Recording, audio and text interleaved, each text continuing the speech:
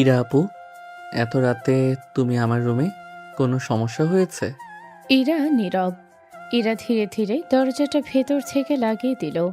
তার ঠোঁটের কোণে অদ্ভুত এক হাসি ফুটে উঠল। সে হাসিটা দেখে আরাফের বুকের ভেতর কেমন যেন ধক করে উঠল। আপু, দরজা বন্ধ করলে কেন?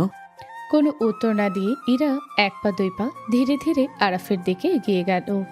তার চোখে মুখে এমন এক কঠিন অভিব্যক্তি যা আগে কখনো দেখেনি আরাফ। কি হয়েছে?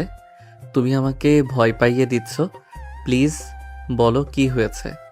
হঠাৎ করে ইরা উচ্চস্বরে চিৎকার করে উঠল। বাঁচাও, কেউ আছো? বাঁচাও। আরাফ যেন জমে গেল। কি হচ্ছে, কেন হচ্ছে, কিছুই বুঝে উঠতে পারছিল না। আপু, তুমি এসব কেন করছো? আমি তো কিছুই করিনি। বাহিরে থেকে ততক্ষণে জোরে জোরে দরজার ধাক্কার শব্দ ভেসে আসছে। ইরা, দরজা খোল।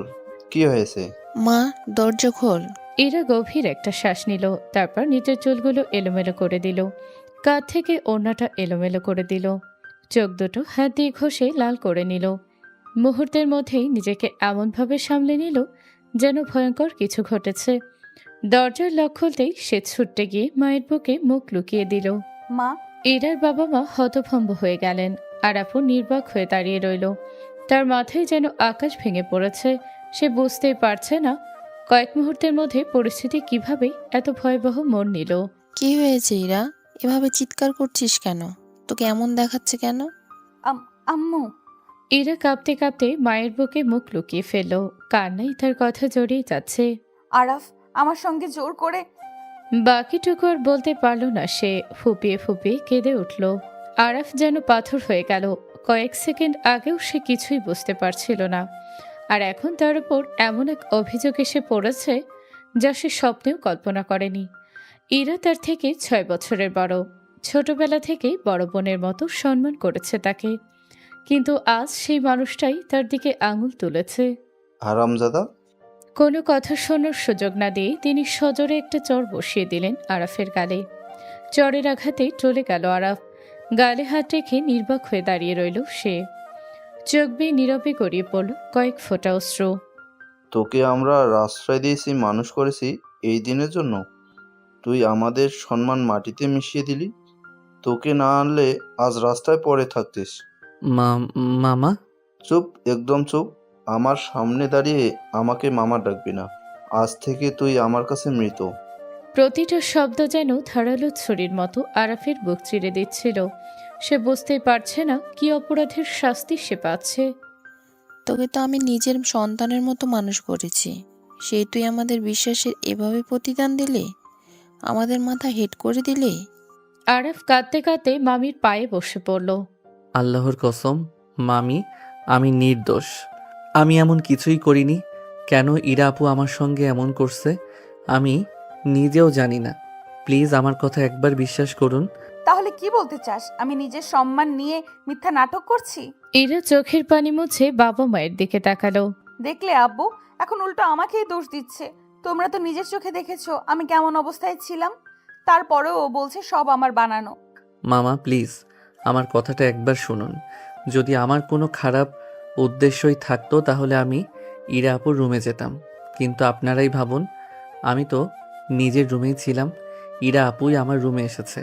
আমি এখনো বুঝতে পারছি না উনি আমার সঙ্গে এমন কেন করছে। আরাফের কথায় ইরা এক মুহূর্তের জন্য থমকে গেল। তার চোখে যেন ক্ষণিকের অস্থিরতা ফুটে উঠল, কিন্তু পরের মুহূর্তেই সে আবার ফুপিয়ে কেঁদে উঠল। আব্বু আম্মু, আমি পানি খেতে উঠেছিলাম। আমার রুমে পানি ছিল না, তাই ড্রয়িং রুমের দিকে যাচ্ছিলাম। তখন আরএফের রুম থেকে একটা শব্দ শুনে মনে হলো হয়তো কোনো সমস্যা হয়েছে, তাই দরজা খুলে ভেতরে ঢুকেছিলাম। কিন্তু ঢোকার সঙ্গে সঙ্গে ও দরজা বন্ধ করে দিল। বাকিটুকু আর বলতে পারল না ইরা। কান্নায় তার গলা আটকে গেল। সে আবার মায়ের বুকে মুখ লুকিয়ে ফেলল। আমি কখনো ভাবিনি নিজের পরিবারের একজন মানুষ আমার সঙ্গে এমন করবে। ইরার কান্না দেখে তার বাবা মায়ের মুখ আরো কঠিন হয়ে উঠল। অন্যদিকে আরাফ মরিয়া হয়ে কিছু বলতে চাইলেও কেউ যেন তার কথা শুনতেই রাজি নয়। তার মনে হচ্ছিল সত্যিটা যেন অসংখ্য মিথ্যার শব্দের নিচে চাপা পড়ে যাচ্ছে। আল্লাহর কসম, আমি নির্দোষ। আমি কোনো অন্যায় করিনি। আপনারা চাইলে যা খুশি শাস্তি দিন, কিন্তু অন্তত একবার আমার কথাটা বিশ্বাস করার চেষ্টা করুন। কিন্তু সেই মুহূর্তেই ঘরের পরিবেশ এতটাই উত্তপ্ত ছিল যে আরাফের প্রতিটি কথাই যেন দেয়ালে গিয়ে ফিরে আসছিল।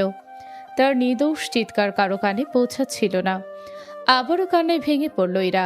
তার কান্না শুনে বাবা মায়ের রাগ আরও বেড়ে গেল। আজকের পর তুই আর কোনোদিন এই বাড়িতে পা রাখবি না। এখনই আমার চোখের সামনে বের হয়ে যা। অসহায় চোখে একবার সবার দিকে তাকালো। তার মনে হচ্ছিল সত্যিটা চিৎকার করে বলেও আজকেও বিশ্বাস করবে না। ঠিক তখনই ইরা আবার মুখ খুলল। না আব্বু, ও যদি এখন চলে যায় তাহলে আমার সম্মানের কি হবে? সমাজ আমাকে কি বলবে? যে আমার সম্মান নষ্ট করেছে তাকেই আমি বিয়ে করতে চাই। কথাটা শুনে ইরার বাবা মা দুজনেই স্তব্ধ হয়ে গেলেন। কিছুক্ষণ নীরব থাকার পর বাবা ধীরে ধীরে বললেন, ভেবে বলছিস তো মা, যার বিরুদ্ধে তুই এমন অভিযোগ করছিস তাকেই বিয়ে করতে চাস? হ্যাঁ আব্বু, আমি চাই না আমার জন্য আরেকটা নির্দোষ মানুষের জীবন নষ্ট হোক। যার জন্য আমার সম্মান নষ্ট হয়েছে তার দায়িত্ব তাকেই নিতে হবে। আরাফের মাথার ভেতর যেন সবকিছু ঘুরপাক খেতে লাগলো। এক মুহূর্তেই তার পুরো পৃথিবী বদলে গেছে। ছোটবেলায় মাকে হারিয়েছে, বাবাও বহু বছর আগে তাকে ছেড়ে চলে গেছে। এই মামির আশ্রয়ে বড় হয়েছে সে। আজ সেই আশ্রয়টা যেন তার জন্য বন্ধ হয়ে গেল। নির্দোষ হয়েও সে দাঁড়িয়ে আছে আসামির কাঠগড়ায়। কিন্তু নিজের নির্দোষতা প্রমাণ করার মতো একজন মানুষও আজ তার পাশে নেই। ঠিক আছে, আর কোনো কথা নয়, সবাই নিজ নিজ রুমে যাও। কাল সকালেই আমি কাজের সঙ্গে কথা বলে তোদের বিয়ের ব্যবস্থা করব। কথাটা বলেই তিনি কিছুক্ষণ থামলেন। তারপর আরাফের দিকে কঠিন দৃষ্টিতে তাকিয়ে আবার বললেন, আরাপ, একটা কথা ভালো করে শুনে রাখ। তোকে আমি নিজের ছেলের মতো মানুষ করেছি, আশ্রয় দিয়েছি, পড়াশোনা করেছি, নিজের সন্তানের মতো ভালোবেসেছি। আজ যদি সত্যি আমার প্রতি সেই ঋণের সামান্য মূল্য তোর কাছে থাকে, তাহলে আমার মেয়ের সম্মান আর নষ্ট হতে দিবি না। এই বিয়েতে তোর সম্মতি দিতে হবে। আরাফ স্তব্ধ হয়ে দাঁড়িয়ে রইল। গলা শুকিয়ে কাঠ হয়ে গেছে। নিজের নির্দোষিতা প্রমাণ করার ভাষাটুকু যেন হারিয়ে ফেলেছে। তার মাথায় শুধু একটাই প্রশ্ন ঘুরপাক খাচ্ছে, যে মেয়েটাকে সারা জীবন বড় বোনের সম্মান দিয়ে এসেছি, তাকে আমি কিভাবে বিয়ে করব? কিন্তু পরক্ষণেই মনে পড়ল নিজের অতীত। ছোটবেলায় মা মারা যাওয়ার পর এই মামা মামি তাকে আশ্রয় দিয়েছেন। বাবাও বহু আগেই তাকে ফেলে চলে গেছেন। আর যদি তাদের কথার অবাধ্য হয় তাহলে যাওয়ার মতো তার আর কোনো জায়গা নেই। নীরবে মাথাটা নিচু করে দাঁড়িয়ে রইল আরাফ। কিছুক্ষণ পর মামা মামি নিজেদের রুমে চলে গেলেন। পুরো বাড়িটা নিস্তব্ধ হয়ে গেল। ড্রয়িং রুমে শুধু মুখোমুখি দাঁড়িয়ে রইল আরাফ আর ইরা। হঠাৎ ইরার ঠোঁটের কোণে এক চিলতে বিজয়ের হাসি ফুটে উঠল। কি রে, বলেছিলাম না? ভালোভাবে বলেছিলাম, কিন্তু রাজি হলি না। এখন দেখ, শেষ পর্যন্ত আমার কথাই হলো, আমি জিতে গেছি। আপু, তুমি আমার সঙ্গে এমন করলে কেন? আমি তো তোমাকে সবসময় নিজের বড় বোনের মতোই সম্মান করেছি। সেই জন্যই তো আমি তোকে ভালোবাসি, আর তোকে অন্য কারোর হতে দিতে পারবো না। কয়েকদিন আগে নিজের মুখে বলেছিলাম আমাকে বিয়ে করতে, কিন্তু তুই শুধু বলেছিলি তুই আমার থেকে 6 বছরের বড়। তুমি আমার আপু, তোমাকে আমি কোনোদিন ওই চোখে দেখতে পারবো না। সেই দিনই ঠিক করে ফেলেছিলাম, যেইভাবেই হোক তোকে আমার করব। কথাগুলো শুনে আরাফের বুকের ভেতরটা যেন হাহাকার করে উঠল। এত বড় একটা ষড়যন্ত্রের শিকার হয়েছে সে, কিন্তু এখন তার সত্যিটা বলেও কোনো লাভ নেই। কেউ তাকে বিশ্বাস করবে না আর। ভারী পায়ে নিজের রুমে ফিরে দরজাটা বন্ধ করে দিল সে। বিছানায় বসতে মাথাটা ঝিমঝিম করে উঠল। চোখের সামনে বারবার ভেসে উঠছে আজকের প্রতিটি মুহূর্ত। তার জীবনটা যেন এক রাতে অন্ধকারে ডুবে গেল। হঠাৎ মোবাইলের স্ক্রিনে ভেসে উঠল আরিফা। নামটা দেখে আরাফের বুকটা মোচড় দিয়ে উঠল। কাপা হাতে কলটা রিসিভ করলো সে। কি করছো জান? পড়া শেষ হয়েছে? হ্যাঁ, শেষ হয়েছে। তোমার গলাটা এমন শোনাচ্ছে কেন? সব ঠিক আছে তো? আরাফ ঠোঁট কামড়ে নিজের কান্না চেপে রাখার চেষ্টা করলো। বুকের ভেতরটা যেন আগুনে পড়ছে, তবু নিজেকে সামলে নিয়ে বলল, শোনো, আজকে শরীরটা খুব একটা ভালো লাগছে না, একটু রেস্ট নেব, পরে তোমাকে ফোন দিচ্ছি, কেমন? কি হয়েছে? জ্বর এসেছে? ডাক্তার দেখিয়েছো? তোমার কথা শুনে আমার একদম ভালো লাগছে না। না, তেমন কিছু না, পরে কথা বলবো। আর এক মুহূর্ত নিজেকে সামলাতে পারল না সে, তাড়াতাড়ি কলটা কেটে দিল। ফোনটা বিছানায় ছুড়ে দিতেই দুহাতে মুখ থেকে হাউমাউ করে কেঁদে উঠল আরাফ। 3 বছরের ভালোবাসা, আরিফাকে নিয়ে কত শত স্বপ্নে দেখেছিল সে। ছোট্ট একটা চাকরি করবে, তারপর খুব সাধারণ একটা সংসার, সুখে দুঃখে দুজন একসাথে বাকি জীবনটা কাটিয়ে দেবে। মা বাবাহীন এই কঠিন জীবনে আরিফাই ছিল তার একমাত্র সঙ্গী, একমাত্রই মানুষ যে তাকে নিঃস্বার্থভাবে বুঝত। কিন্তু আজ এক রাতেই সবকিছু শেষ হয়ে যাচ্ছে। পরিস্থিতি তাকে এমন এক অন্ধকার গহ্বরে ঠেলে দিয়েছে যেখান থেকে বের হওয়ার কোনো পথ সে খুঁজে পাচ্ছে না। কাঁদতে কাঁদতে কখন যে ঘুমিয়ে পড়েছিল সে নিজেও বুঝতে পারেনি। আরাব, দরজা খোল। পরিচিত কণ্ঠে ঘুম ভাঙল তার। চোখ মুছে দরজা খুলতেই দেখল মামা হাতে একটি শেরওয়ানি নিয়ে দাঁড়িয়ে আছেন। এই নে, এটা পরে নে, আর একটু পর কাজে চলে আসবে। কয়েকজন আত্মীয় স্বজনকে খবর দিয়েছি। খুব বড় করে বিয়ে দিতে পারছি না, কিন্তু একেবারে চুপিচাপও দিতে পারি না। এমনিতেই সম্মান যা নষ্ট হওয়ার হয়েছে। কথাগুলো বলে তিনি চলে গেলেন। আরব দরজাটা বন্ধ করে শেরওয়ানিটা ছুঁড়ে মারল মেঝেতে। পরক্ষণই হাঁটু গেড়ে বসে আবারও কান্নায় ভেঙে পড়ল। তার ভালোবাসার মানুষটা এখনো কিছুই জানে না। এদিকে আরিফা একের পর এক কল দিয়ে যাচ্ছে, প্রায় 15টি মিসড কল। অবশেষে কাপা হাতে আবার কলটা রিসিভ করলো আরাফ। কি হয়েছে তোমার? কখন থেকে কল দিচ্ছি, একটা উত্তরও দিচ্ছ না। শরীর এখন কেমন? আমার খুব ভয় লাগছে। শরীরটা এখনো খুব খারাপ লাগছে। জ্বর এসেছে? আমি চলে আসবো তোমার কাছে। এই কথাটা শুনি আরাফের বুকের ভেতরটা হাহাকার করে উঠল, চোখ বেয়ে টপ টপ করে পানি পড়তে লাগলো। আমি তোমাকে খুব ভালোবাসি আরিফা। হঠাৎ এসব কথা বলছো কেন? কি হয়েছে বলো। আমাকে ক্ষমা করে দিও। আমি পরিস্থিতির শিকার হয়ে গেছি। যাদের মাথার উপর বাবা মা থাকে না তাদের হয়তো এত বড় স্বপ্ন দেখা উচিত নয়। আমি ভেবেছিলাম তোমাকে নিয়ে একটা ছোট্ট সংসার করব, কিন্তু ভাগ্য আমার জন্য অন্য কিছু লিখে রেখেছে। আরাফ, প্লিজ আমাকে ভয় পাইয়ে দিও না। স্পষ্ট করে বলো কি হয়েছে। সকাল থেকেই আমার বুকটা কেমন করছে, মনে হচ্ছে তোমাকে হারিয়ে ফেলবো। এখন রাখতে হবে, পরে সব বলবো। আজ আর পারছি না। আর 1 সেকেন্ডও লাইনে থাকতে পারল না সে। কলটা কেটে ফোনটা বন্ধ করে দিল। অন্যদিকে আরিফা বারবার কল করতে লাগলো, কিন্তু প্রতিবারই একই উত্তর, the phone is switched off. ফোনটা বুকের সঙ্গে চেপে ধরে নিঃশব্দে কাঁদতে লাগলো সে। বেশ কিছুক্ষণ পর কাজে এসে উপস্থিত হলেন। তার সঙ্গে এলেন কয়েকজন নিকট আত্মীয় স্বজনও। বাড়ির পরিবেশটা তখন থমথমে, কারো মুখে হাসি নেই, নেই কোনো আনন্দের ছাপ, যেন সবাই বাধ্য হয়ে একটি আনুষ্ঠানিকতা সম্পন্ন করতে এসেছে। ইরা মাঝে মাঝেই আর চোখে আরাফের দিকে তাকাচ্ছিল, কিন্তু আরাফের দৃষ্টি তখনও মাটিতে স্থির।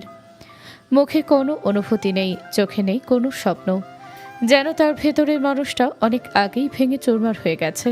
কাজী সাহেব বিয়ের আনুষ্ঠানিকতা শুরু করলেন। কিছুক্ষণ পর একে একে সম্পন্ন হলো সব নিয়মকানুন। একসময় উচ্চারিত হলো সেই একটি শব্দ।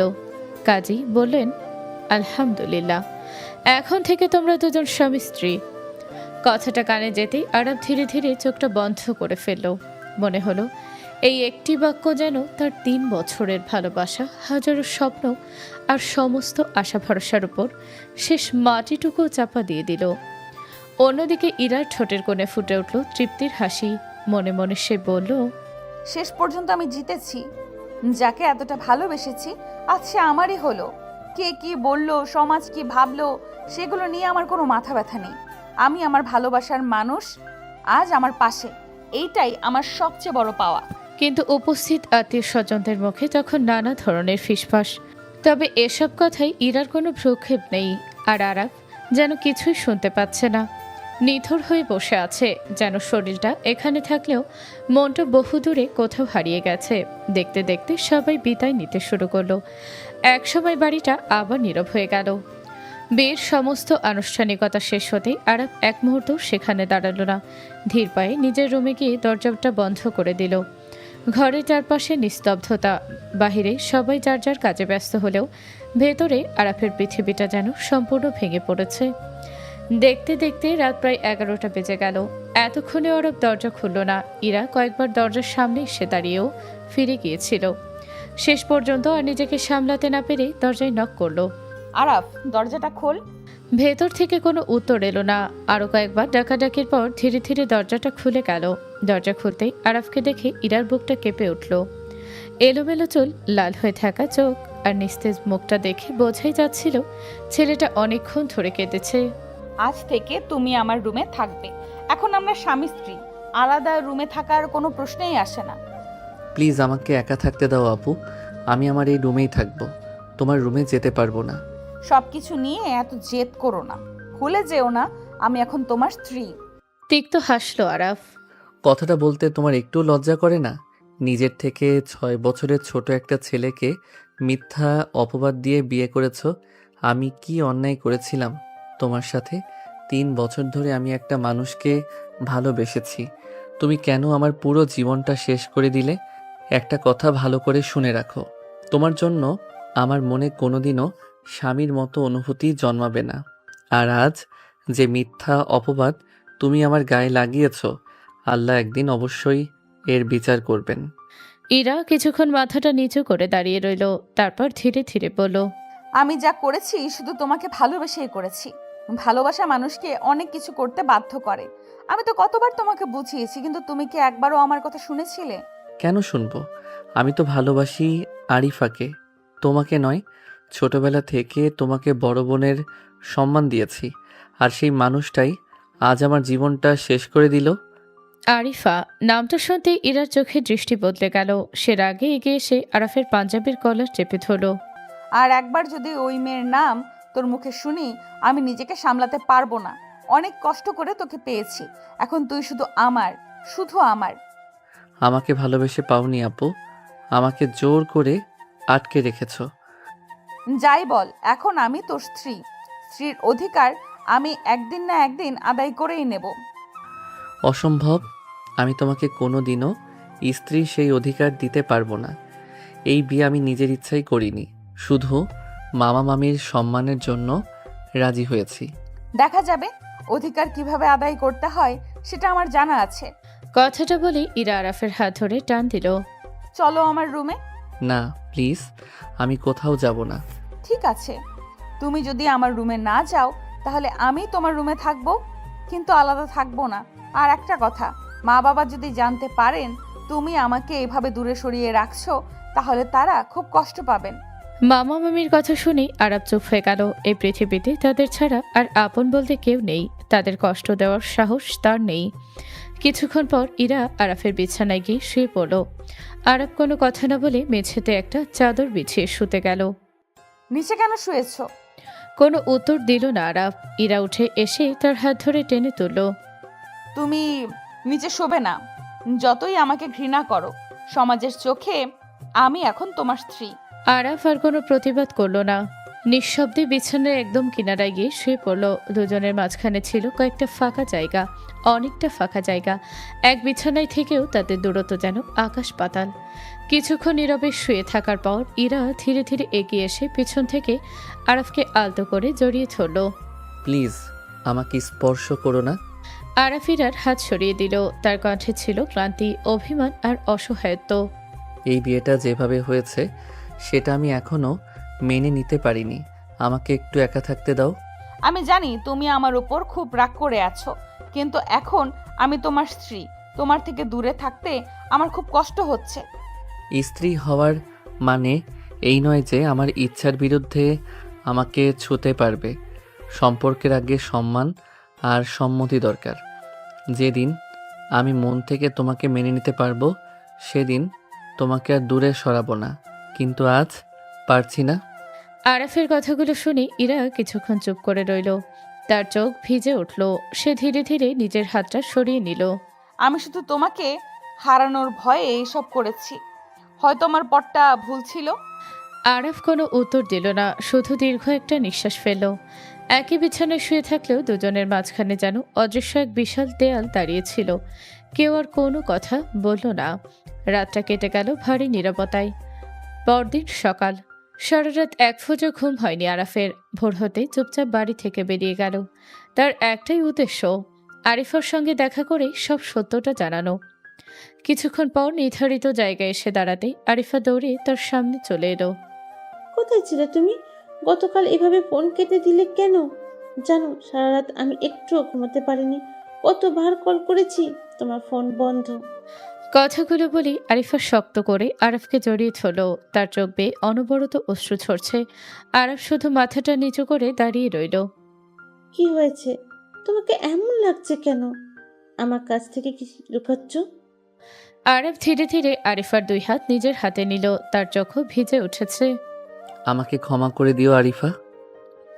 এরপর কাঁপা গলায় শুরু থেকে শেষ পর্যন্ত সব ঘটনাটা খুলে বলল সে।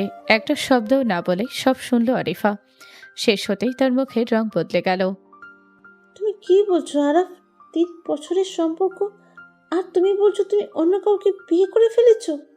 এটা কিভাবে সম্ভব? বিশ্বাস করো, আমার কোনো দোষ ছিল না। আমাকে ফাঁসানো হয়েছে। আমি 1000বার বোঝানোর চেষ্টা করেছি, কিন্তু কেউ আমার কথা শুনেনি। আরাফের চোখ দিয়ে টপ টপ করে অশ্রু গড়িয়ে পড়তে লাগলো। আরিফা আর নিজেকে সামলাতে পারল না। সে আবারও আরাফকে জড়িয়ে ধরল। না, আমি এটা মানি না। তুমি শুধু আমার। আমি তোমাকে অনেক ভালোবাসি আরাফ।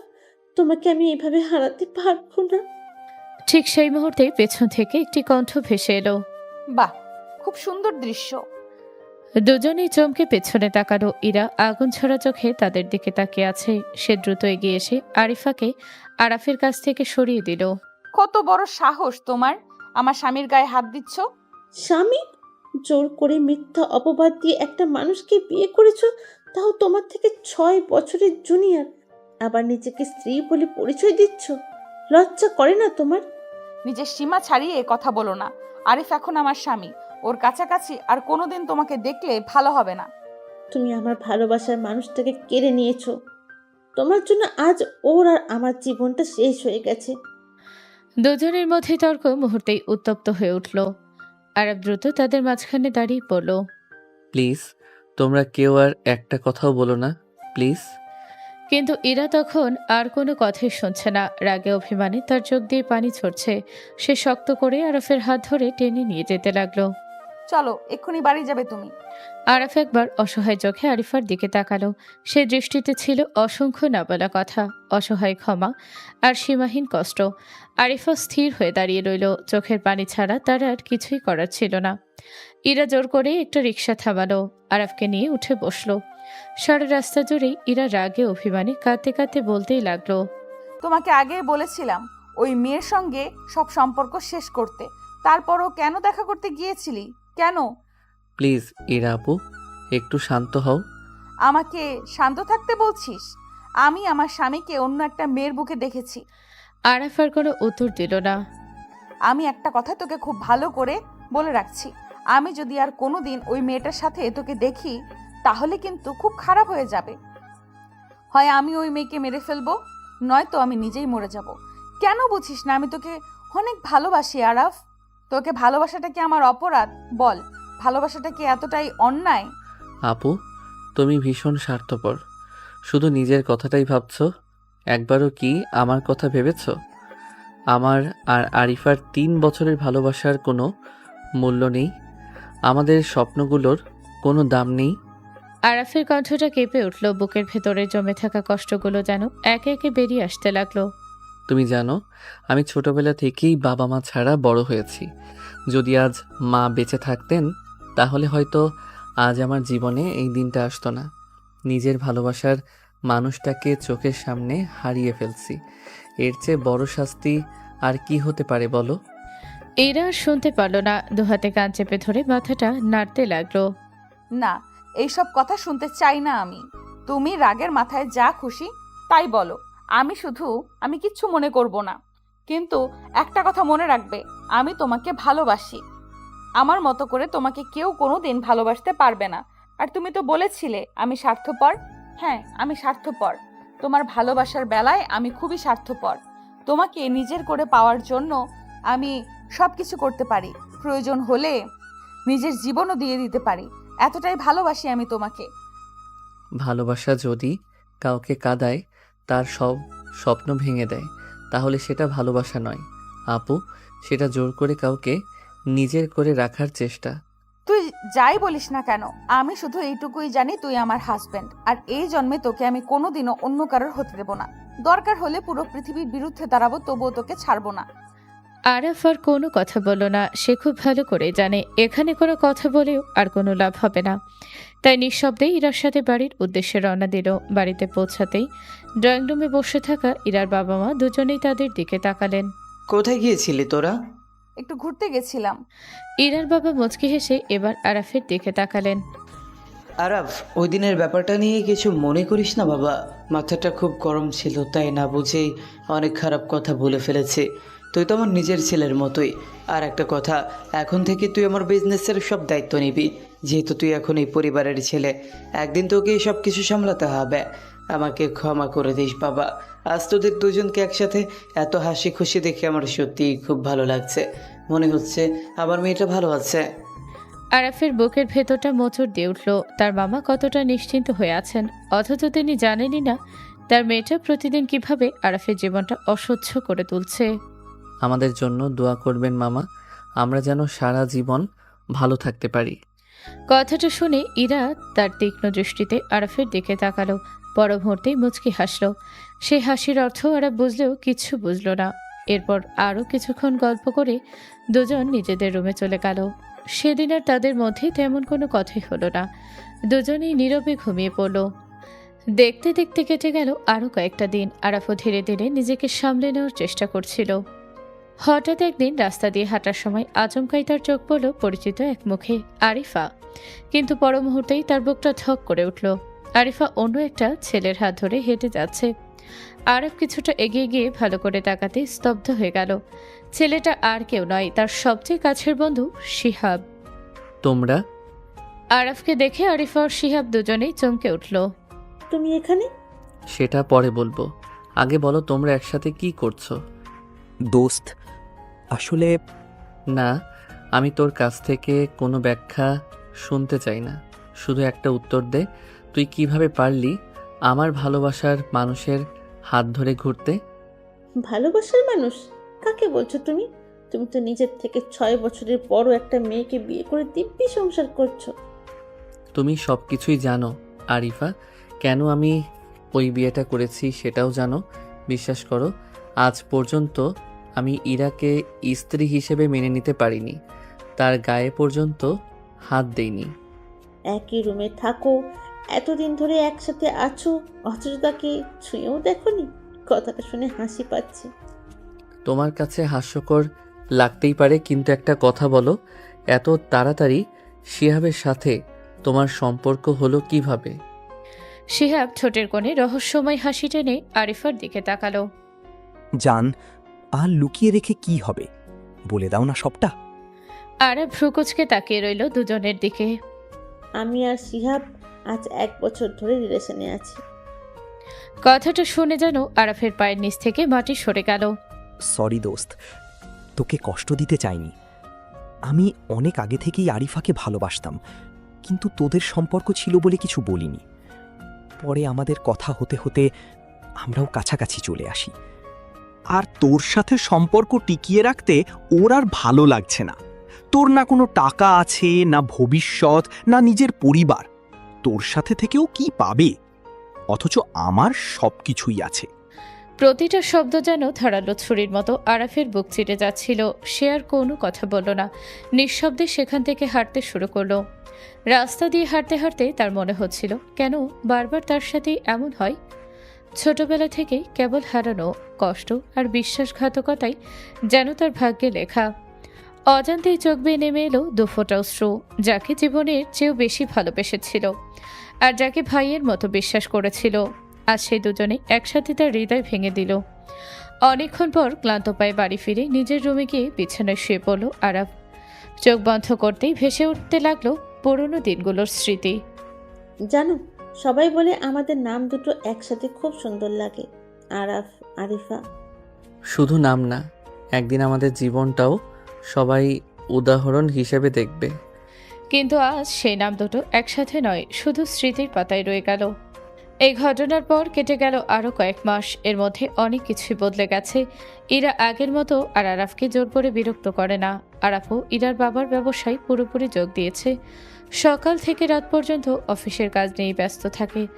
একই ছাদের নিচে, একই ঘরে, একই বিছানায় থেকেও দুজনের মাঝে যেন আকাশ পাতাল দূরত্ব। কাগজে কলমে তারা স্বামী স্ত্রী, অথচ বাস্তবে দুজন দুজনের কাছে সম্পূর্ণ অপরিচিত। ইরার বাবা বিয়ের কিছুদিন পরই আরাফ আর ইরার জন্য শহরের অভিজাত এলাকায় একটি নতুন ফ্ল্যাট কিনে দিয়েছিলেন। এখন সেখানেই তাদের বসবাস। ইরা নিজের হাতে পুরো ফ্ল্যাটটা খুব সুন্দর করে গুছিয়ে রেখেছে। প্রতিটা জিনিসে তার যত্নের ছাপ স্পষ্ট। একদিন লাঞ্চ ব্রেকে আরাফ অফিসের পাশের একটি রেস্টুরেন্টে খেতে গেল। খাবার অর্ডার দিয়ে বসতেই হঠাৎ তার চোখ আটকে গেল রেস্টুরেন্টের এক কোণে। আরিফা, তার সামনেই বসে আছে শিহাব। দুজনের হাসি গল্প আর একে অপরের প্রতি যত্ন দেখে আরাফের বুকের পুরনো ক্ষতটা আবারও নতুন করে জ্বলে উঠল। এক মুহূর্ত সেখানে থাকতে পারল না সে। খাবার না খেয়ে বিল পরিশোধ করে রেস্টুরেন্ট থেকে বেরিয়ে গেল। সেদিন আর অফিসেও ফিরল না, সোজা বাসায় চলে এলো। বিকেলের অনেক আগেই আরাফ বাসায় ফিরতে ইরা অবাক হয়ে তার দিকে তাকালো। আজ এত তাড়াতাড়ি শরীর খারাপ নাকি? কিন্তু আরাফ কোনো উত্তর না দিয়ে সরাসরি নিজের রুমে চলে গেল। ইরা চুপ করে দাঁড়িয়ে রইল।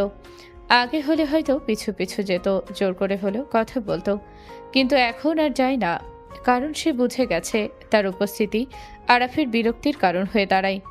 তার সামনে বারবার যাওয়া মানে আরাফকে প্রতিবার বিরক্ত করা। কিছুক্ষণ পর ইরা গোসল করে বের হলো। সে আলমারি থেকে একটি নীল রঙের শাড়ি বের করে পরল।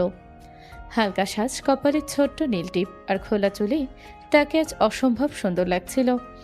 ড্রেসিং টেবিলের সামনে দাঁড়িয়ে শেষবারের মতো নিজেকে দেখে নিল সে। বিছানায় বসে থাকা আরাফ এক ঝলক তাকিয়ে চোখ ফিরিয়ে নিল, কিন্তু পরক্ষণেই তার মনে অদ্ভুত এক সন্দেহ জন্ম নিল। আরাফ মনে মনে ভাবছিল, কোথায় যাচ্ছে ও এত সাজগোজ করে? আমি না থাকলে কি প্রতিদিনই এভাবে বের হয়? একজনকে তো নিজের চোখেই দেখলাম বিশ্বাসঘাতকতা করতে। এখন কি আর কাউকেই বিশ্বাস করা যায়? হিংসা, কষ্ট আর অতীতের বিশ্বাসভঙ্গ সব মিলিয়ে তার ভেতরটা অস্থির হয়ে উঠল। টেবিলে খাবার রাখা আছে, সময় মতো খেয়ে নিও। এতটুকুই বলল ইরা। কোথায় যাচ্ছে, কেন যাচ্ছে একবারও বলল না। তার দরজা খুলে বেরিয়ে গেল। তারপর ইরার এই নীরবতা আরাফের সন্দেহ আরও বাড়িয়ে দিল। যদি সত্যি আমাকে ভালোবাসতো তাহলে অন্তত বলতো কোথায় যাচ্ছে, একবার জিজ্ঞেস করতো আমি যাব কি না, নাকি এখন আমার কোনো গুরুত্বই নেই। রাগে নিজের মুঠো শক্ত করে ফেলল আরাফ। তারপর কানে হেডফোন লাগিয়ে বিছানায় শুয়ে পড়ল। কখন যে ঘুমিয়ে গেছে সে নিজেও জানে না। রাত প্রায় 9টার দিকে কলিং বেলের শব্দে তার ঘুম ভাঙল। দরজা খুলতেই দেখল ইরা ক্লান্ত মুখে বাসায় ফিরেছে। আরাফ নিজের হাত ঘড়ির দিকে তাকালো। রাত ঠিক 9টা। বুকের ভেতর জমে থাকা রাগটা যেন মুহূর্তেই মাথায় উঠে গেল। ইরা নিজের রুমে গিয়ে ব্যাগটা ড্রেসিং টেবিলের ওপর রাখলো। তারপর খোলা চুলগুলো একটা ক্লিপ দিয়ে বেঁধে ডাইনিং টেবিলের দিকে এগিয়ে গেল। টেবিলে খাবার যেমন ছিল তেমনই পড়ে আছে। তুমি এখনো কিছু খাওনি? উত্তর না পেয়ে ইরা আবার রুমে ফিরে এলো।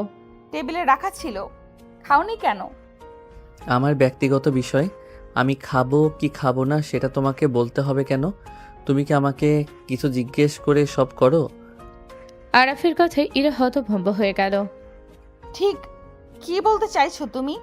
বলতে চাইছি, যখন যা ইচ্ছে হচ্ছে তাই করছো। আমার তো মনে হয় আমি বাসায় না থাকলে প্রতিদিনই এভাবে বের হও। কার সাথে দেখা করতে যাও? তুমি সব কি বলছো আরাফ? আমি কার সাথে দেখা করতে যাব? সপ্তাহে 2 দিন বাইরে যাই, যেখানে আছে এই অন্ধকার জীবনের একটু শান্তি। আর বাকি দিনগুলো, সেদিন কি তোমার বয়ফ্রেন্ডই তোমার সাথে দেখা করতে আসে? তোমাদের মেয়েদের আমি এখন খুব ভালো করেই চিনি। কথাটা শুনে ইরার মুখের সমস্ত রং মুহূর্তেই ফ্যাকাশে হয়ে গেল। তার চোখে স্পষ্ট কষ্টের ছাপ ফুটে উঠল। দেখো, কোনো কিছু না জেনে আমাকে দোষ দিও না। তুমি চাইলে আমার উপরে রাগ করতে পারো, আমাকে ঘৃণা করতে পারো, কিন্তু আমার চরিত্র নিয়ে প্রশ্ন তোলার অধিকার তোমার নেই। আমার কেন থাকবে? থাকবে তো তোমার ওই বয়ফ্রেন্ডের, তাই না? এত সাজগোজ করে কার জন্য বের হও তুমি? আরাফ, কথা একদম সাবধানে বলবে। তোমার সব রাগ, সব ঘৃণা আমি সহ্য করতে পারবো, কিন্তু আমার চরিত্র নিয়ে একটা কথাও বলবে না। আমি আবারও বলছি। চরিত্রহীন মেয়েদের নিয়ে আর কী বা বলার থাকে? না হলে আমার সাথে এমন একটা নাটক করে বিয়ে করতে? হ্যাঁ, আমি তোমার সাথে অন্যায় করেছি, তোমাকে ভালোবেসে করেছি। আমি অনেক আগেই বুঝে গেছি জোর করে কারো ভালোবাসা পাওয়ার অধিকার আমার নেই। তাই তো গত কয়েক মাস ধরে তোমার থেকে দূরে থাকছি। তোমাকে বিরক্ত করছি না, নিজের মতো থাকতে দিচ্ছি। তারপরও কেন আমাকে বারবার অপমান করছো? হাসালে তুমি। আমার পুরো জীবনটা নষ্ট করে এখন বলছো দূরে থাকো।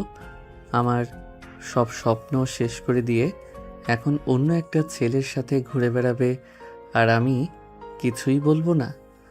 আমাকে এইসব বলার কোনো অধিকার তোমার নেই। অধিকার নেই? ভুলে যেও না, কাগজে কলমে আমি তোমার হাজবেন্ড। কথাটা শুনে ইরার বুকের ভেতর জমে থাকা 8 মাসের কষ্ট যেন এক মুহূর্তে বিস্ফোরিত হলো। হাজবেন্ড কথাটা বলতে তোমার একটুও লজ্জা করে না? কোনো দিন কি আমাকে নিজের স্ত্রীর মর্যাদা দিয়েছো? এমন কোনো কাজ দেখাও যেটা দেখে আমার মনে হবে তুমি সত্যিই আমার হাজবেন্ড। মনে আছে আমি যখন কোথাও যেতাম তোমাকে বলে যেতাম, কতবার বলেছি চলো না একসাথে যাই, আর তুমি কি বলতে? তোমার সাথে আমি কোথাও যাব না। তোমার মতো মেয়ের সাথে আমাকে মানায় না। তুমি আমার থেকে 6 বছরের বড়। এই কথাগুলো শুনতে শুনতে গত 8 মাসে আমার মনটা পাথর হয়ে গেছে আরাফ। তাই এখন আমি কোথাও যাওয়ার আগে তোমাকে কিছু বলি না, কারণ আমি জানি তোমার কোনো আগ্রহ নেই। তবু তোমাকে সন্দেহ করার অধিকার আমার আছে, কারণ তুমি আমার ওয়াইফ। ওয়াইফ? শুধু কাগজে কলমে ওয়াইফ হলেই হয়? ওয়াইফ কি শুধু একটা নাম দিয়ে দায়িত্ব শেষ হয়ে যায়? তুমি কখনো আমাকে নিজের মানুষ ভেবেছো? কখনো আমার যত্ন নিয়েছো? আমি অসুস্থ হলে একবার জিজ্ঞেস করেছো কেমন আছি? আমি কাঁদলে আমার চোখের পানি মুছিয়ে দিয়েছো? তুমি তো আমাকে ছুঁয়েও দেখোনি, ভালোবেসে একটা দিনও কাছে টেনে নাওনি। অথচ আজ এত সহজে নিজেকে আমার স্বামী বলে দাবি করছো। বলো আরাফ, যে মানুষটা কোনো দিন আমাকে স্ত্রীর অধিকারই দিল না, সে কিভাবে আজ স্বামীর অধিকার দাবি করে? তাই বলে অন্য পুরুষের কাছে চলে যাবে দেহের শান্তি নিতে? এবার ইরা রেগে আরাফের গালে চড় বসিয়ে দিল। অতঃপর চিৎকার দিয়ে বলতে শুরু করলো, তুই তো একটা কাপুরুষ। তোরে ভালোবাসা আমার জীবনে ভুল ছিল। তোর থেকে ভালো ছেলে পেতাম আমি। কি আছে তোর বল? তোর এক্স গার্লফ্রেন্ডও তো তোকে ছুঁড়ে ফেলে দিছে। এই আমি তোকে ভালোবেসে নতুন জীবন দিতে চাইছি, আর তুই আমাকে এই কলঙ্ক দিয়ে দিলি। তোর মতো হাজব্যান্ড থাকলে অন্য মেয়েরা ঠিকই অন্য পুরুষের সাথে যেত। তুই তো কাপুরুষ। হ্যাঁ, তুই একটা কাপুরুষ। তোর তো নিজের দমই নাই, তাই তোকে ছেড়ে তোর এক্স চলে গেছে। আরাফ প্রচণ্ড পরিমাণে রেগে গেল। অতঃপর ইরাকে কাছে টেনে তার ঠোঁটে ঠোঁট ডুবিয়ে দিল। ইরা যেন বৈদ্যুতিক শক খেল। আরাফ ইরার চুলের খোপা খুলে দিল। অতঃপর ইরাকে বিছানায় ফেলে দিল। ইরা অনেক চেষ্টা করেছে নিজেকে ছাড়ানোর, কিন্তু পারেনি। রাগের মাথায় এমন একটি সীমা অতিক্রম করলো আরাফ, যার কোনো ক্ষমা হয় না। মুহূর্তের উত্তেজনা কেটে যেতেই পুরো ঘর জুড়ে নেমে এলো এক ভয়ঙ্কর নীরবতা। ইরা স্তব্ধ হয়ে বসে রইল। চোখ বেয়ে একের পর এক অশ্রু গড়িয়ে পড়ছে। বিশ্বাসের মানুষটার কাছ থেকে এমন আচরণ সে কখনো কল্পনাও করেনি। বুকের ভেতরটা যেন হাহাকার করে উঠল। এক মুহূর্তও সেখানে দাঁড়িয়ে থাকতে পারল না সে। টলমল পায়ে অশ্বমে ঝুঁকে দরজাটা বন্ধ করে দিল। ঝর্ণার পানি ছেড়ে মেঝেতে বসে হাউমাউ করে কাঁদতে লাগলো। মনে হচ্ছিল শুধু শরীর নয়, তার সমস্ত বিশ্বাস, সমস্ত স্বপ্ন আজ ভেঙে চুরমার হয়ে গেছে। এদিকে আরা বিছানায় কিনারায় বসে রইল। নিজের দু হাতের দিকে তাকিয়ে তার বুকটা মোচড় দিয়ে উঠল। রাগের বশে সে এমন একটি অপরাধ করে ফেলেছে যার কোনো অজুহাত নেই। আমি কি করে পারলাম? এটা তো আমি নই। আমি কি করে এতটা বদলে গেলাম? অপরাধবোধ ধীরে ধীরে তাকে গ্রাস করতে লাগলো। ইরার কান্নার শব্দ যেন প্রতিটি মুহূর্তে তার বিবেককে আরো বেশি আঘাত করছিল। কিন্তু লজ্জা আর অনুতাপে সে দরজার সামনে গিয়েও কড়া নাড়ার সাহস পেল না। আরাফের এমন আচরণে ইরার ভেতরটা যেন মুহূর্তে ভেঙে চুরমার হয়ে গেল। যে মানুষটাকে সে নিজের সবটুকু ভালোবাসা দিয়ে আগলে রাখতে চেয়েছিল, সেই মানুষটার এমন নিষ্ঠুর রূপ সে কখনো কল্পনা করেনি। বুকের ভেতরটা অসহনীয় যন্ত্রণায় মোচড় দিয়ে উঠল। মনে হচ্ছিল জীবনের সবচেয়ে বড় ভুলের শাস্তি আজ সে নিজের চোখের সামনে পাচ্ছে। যাকে একদিন নিঃস্বার্থভাবে ভালোবেসেছিল, সে মানুষটার কাছ থেকে আজ সবচেয়ে গভীর আঘাত পেল। প্রায় 2 ঘন্টা পর অশ্রম থেকে বেরিয়ে এলো ইরা। চোখ দুটো কান্নায় ফুলে গেছে, মুখটা সম্পূর্ণ বিপন্ন। একবারও আরাফের দিকে তাকালো না। নিঃশব্দে পাশের ঘরে গিয়ে দরজাটা বন্ধ করে দিল। তারপর আবারও ভেঙে পড়ল কান্নায়। এদিকে আরাফ ড্রয়িং রুমের সোফায় বসে দুহাতে মাথাটা চেপে রইল। নিজের কাজের কথা মনে পড়তেই বুকের ভেতরটা অপরাধ বোধে ভারী হয়ে উঠল। পরদিন সকাল ঘুম থেকে উঠেই আরব সিদ্ধান্ত নিল যাই হোক না কেন আজ সে ইরার কাছে নিজের ভুলের জন্য ক্ষমা চাইবেই। দ্রুত উঠে পাশের রুমে গেল, কিন্তু সেখানে গিয়ে দেখল ইরা নেই। একে একে পুরো ফ্ল্যাট খুঁজেও কোথাও তাকে পেল না। মুহূর্তেই তার বুকটা ধক করে উঠল। চিন্তায় অস্থির হয়ে তড়িঘড়ি করে বাইক নিয়ে রওনা দিল ইরাদের বাড়ির উদ্দেশ্যে। কলিং বেলের শব্দে দরজা খুললেন ইরার মা। আসসালামু আলাইকুম মামি। ইরা আপু কোথায়? ও মা, এখনো তুই ইরাকে আপু বলেই ডাকিস? না মানে মামি কি বলবো, ও তো আমার থেকে বড়, তাই নাম ধরে ডাকতে কেমন যেন লাগে। আরাফের কথা শুনে ইরার মা হেসে ফেললেন। বউকা ছেলে, নাম ধরে ডাকতে না পারিস, অন্য কোনো নামে ডাক। কিন্তু নিজের বউকে কেউ আপু বলে ডাকে নাকি? আরাফ লজ্জা পেয়ে মাথাটা নিচু করল। যা, ইরা রুমেই আছে। ধীরে ধীরে ইরার রুমের সামনে গিয়ে দাঁড়ালো। আরাফ দরজাটা ভেতর থেকে বন্ধ। দরজাটা একটু খুলবে প্লিজ, আমার তোমার সঙ্গে কথা আছে। কোনো উত্তর এলো না। প্লিজ একবার দরজাটা খোলো। বারবার ডাকলেও ভেতর থেকে কোনো সাড়া পাওয়া গেল না। আরাফের বুকটা ভয়ে কেঁপে উঠল। সে দ্রুত তার মামা মামিকে ডাকলো। সবাই মিলে অনেকক্ষণ ডাকাডাকি করেও কোনো উত্তর না পেয়ে দরজাটা ভেঙে ফেলল। দরজা খুলতেই সবাই হতভম্ব। ঘর ফাঁকা। আরাফ দৌড়ে বারান্দায় গিয়ে দেখল একটি কাপড় ঝুলছে। মুহূর্তেই তার মনে হলো হয়তো তার আসার শব্দ পেয়ে ইরা অন্য দিক দিয়ে চলে গেছে। মুহূর্তের মধ্যেই তার মুখটা মলিন হয়ে গেল। ভারী মন নিয়ে সেখান থেকে অফিসে চলে গেল সে। কিন্তু কোনো কাজেই মন বসল না। বারবার শুধু ইরার কথাই মনে পড়ছিল। তাই দুপুরের আগেই অফিস থেকে বের হয়ে আবার ফ্ল্যাটে ফিরে এলো। তবু ইরার কোনো খোঁজ নেই। অবশেষে আবার ছুটে গেল মামাদের বাড়িতে। সোফায় চুপচাপ বসেছিল আরাপ। তখন ইরার বাবা এসে তার কাঁধে হাত রাখলেন। মনে হয় তোদের মধ্যে ঝগড়া হয়েছে, তাই না? আরাপ মাথাটা নিচু করে রইল। কি উত্তর দেবে বুঝে উঠতে পারল না। আমি জানি এরা কোথায় আছে। কথাটা শুনি আরাফের চোখে আশার ঝিলিক ফুটে উঠল। মামা প্লিজ আমাকে ঠিকানাটা বলুন, আমি ওকে নিয়ে আসবো। এই নে ঠিকানা, আর দেরি করিস না, যত তাড়াতাড়ি সম্ভব ওর কাছে পৌঁছে যা। ঠিকানা অনুযায়ী বাইক চালিয়ে এগিয়ে গেল আরাফ। কিছুক্ষণ পর সে পৌঁছালো একটি এতিমখানার সামনে। জায়গাটা খুব বড় নয়, তবে ভীষণ পরিপাটি।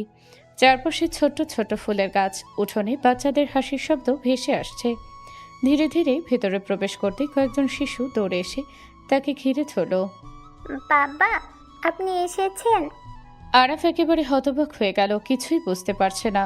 তখনই একজন মধ্যবয়সী মহিলা এগিয়ে এসে তাকে সম্মান দিয়ে ভেতরে বসতে বললেন।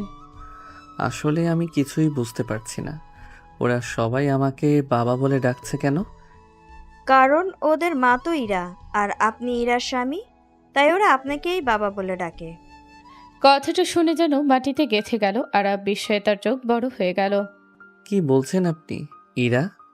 হ্যাঁ, এই এতিমখানাটা ইরা তৈরি করেছে। তবে একটা কথা জানেন, তিনি নিজের নামে করেননি, আপনার নামেই করেছেন। আমার নামে? হ্যাঁ, তিনি বলেছিলেন আমার স্বামী ছোটবেলা থেকেই বাবা মায়ের ভালোবাসা ছাড়া বড় হয়েছে, তাই আমি চাই তার নামে এমন একটা জায়গা থাকুক যেখানে অসহায় বাচ্চারা পরিবার খুঁজে পাবে। সেই থেকেই সবাই আপনাকে এই এতিমখানার বাবা হিসেবেই চেনে। আরাফের বুকের ভেতরটা মোচড় দিয়ে উঠল। যে মেয়েটাকে সে এতদিন ভুল বুঝেছে, অপমান করেছে, সেই মেয়েটাই তার অজান্তেই তার নামকে সম্মান দিয়ে বেঁচে রেখেছে। বাচ্চাগুলো ইরাকে নিজের মায়ের মতোই ভালোবাসে, আর ইরাও ওদের জন্য নিজের সবটুকু উজাড় করে দেন। প্রতি সপ্তাহে সময় বের করে এখানে আসেন, ওদের পড়ান, খেলান, নিজের হাতে খাওয়ান। ইরা এখন এখানে আছে? জি আছেন, আপনি চাইলে এখনই ডেকে দিতে পারি। না, আজ না। আজ আমি ওর সামনে দাঁড়ানোর যোগ্য নই, অন্য একদিন আসবো।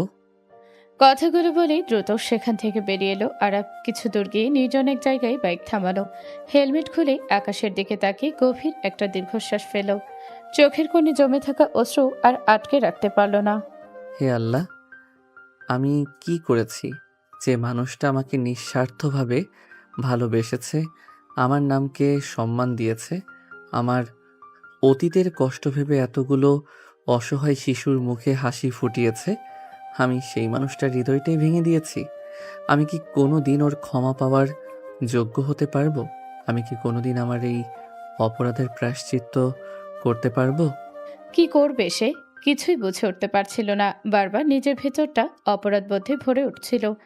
না জেনে সে ইরার চরিত্র নিয়ে জঘন্য অভিযোগ করেছে, তাকে অপমান করেছে। তার উপর সেদিনের আচরণ। যতবার সেই রাতটার কথা মনে পড়ছে ততবারই নিজের উপর ঘৃণা জন্মাচ্ছে আরাফের। মাথাটা নিচু করে ভারী পায়ে সে বাড়ি ফিরে গেল। এরপর কেটে গেল আরও কয়েকটা দিন। এই কয়েকদিনে ইরা আর আরাফের সঙ্গে কোনো যোগাযোগ করেনি, এমনকি বাবার বাড়িতেও যায়নি।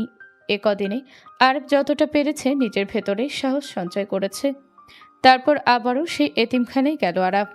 ভেতরে ঢুকতেই তার চোখ আটকে গেল এক অপূর্ব দৃশ্যে। কয়েকজন ছোট্ট শিশুকে নিয়ে কানামাছি খেলছে এরা। চোখে কাপড় বাঁধা, মুখ ভরা হাসি। চারপাশে বাচ্চাগুলো আনন্দে ছুটোছুটি করছে। আরাফ ধীরে ধীরে এগিয়ে গেল। ঠিক তখনই ইরা হাত বাড়িয়ে সামনে এগোতে গিয়ে হোঁচট খেয়ে পড়ে যাচ্ছিল। মুহূর্তের মধ্যে আরাফ ছুটতে গিয়ে তাকে শক্ত করে ধরে ফেলল।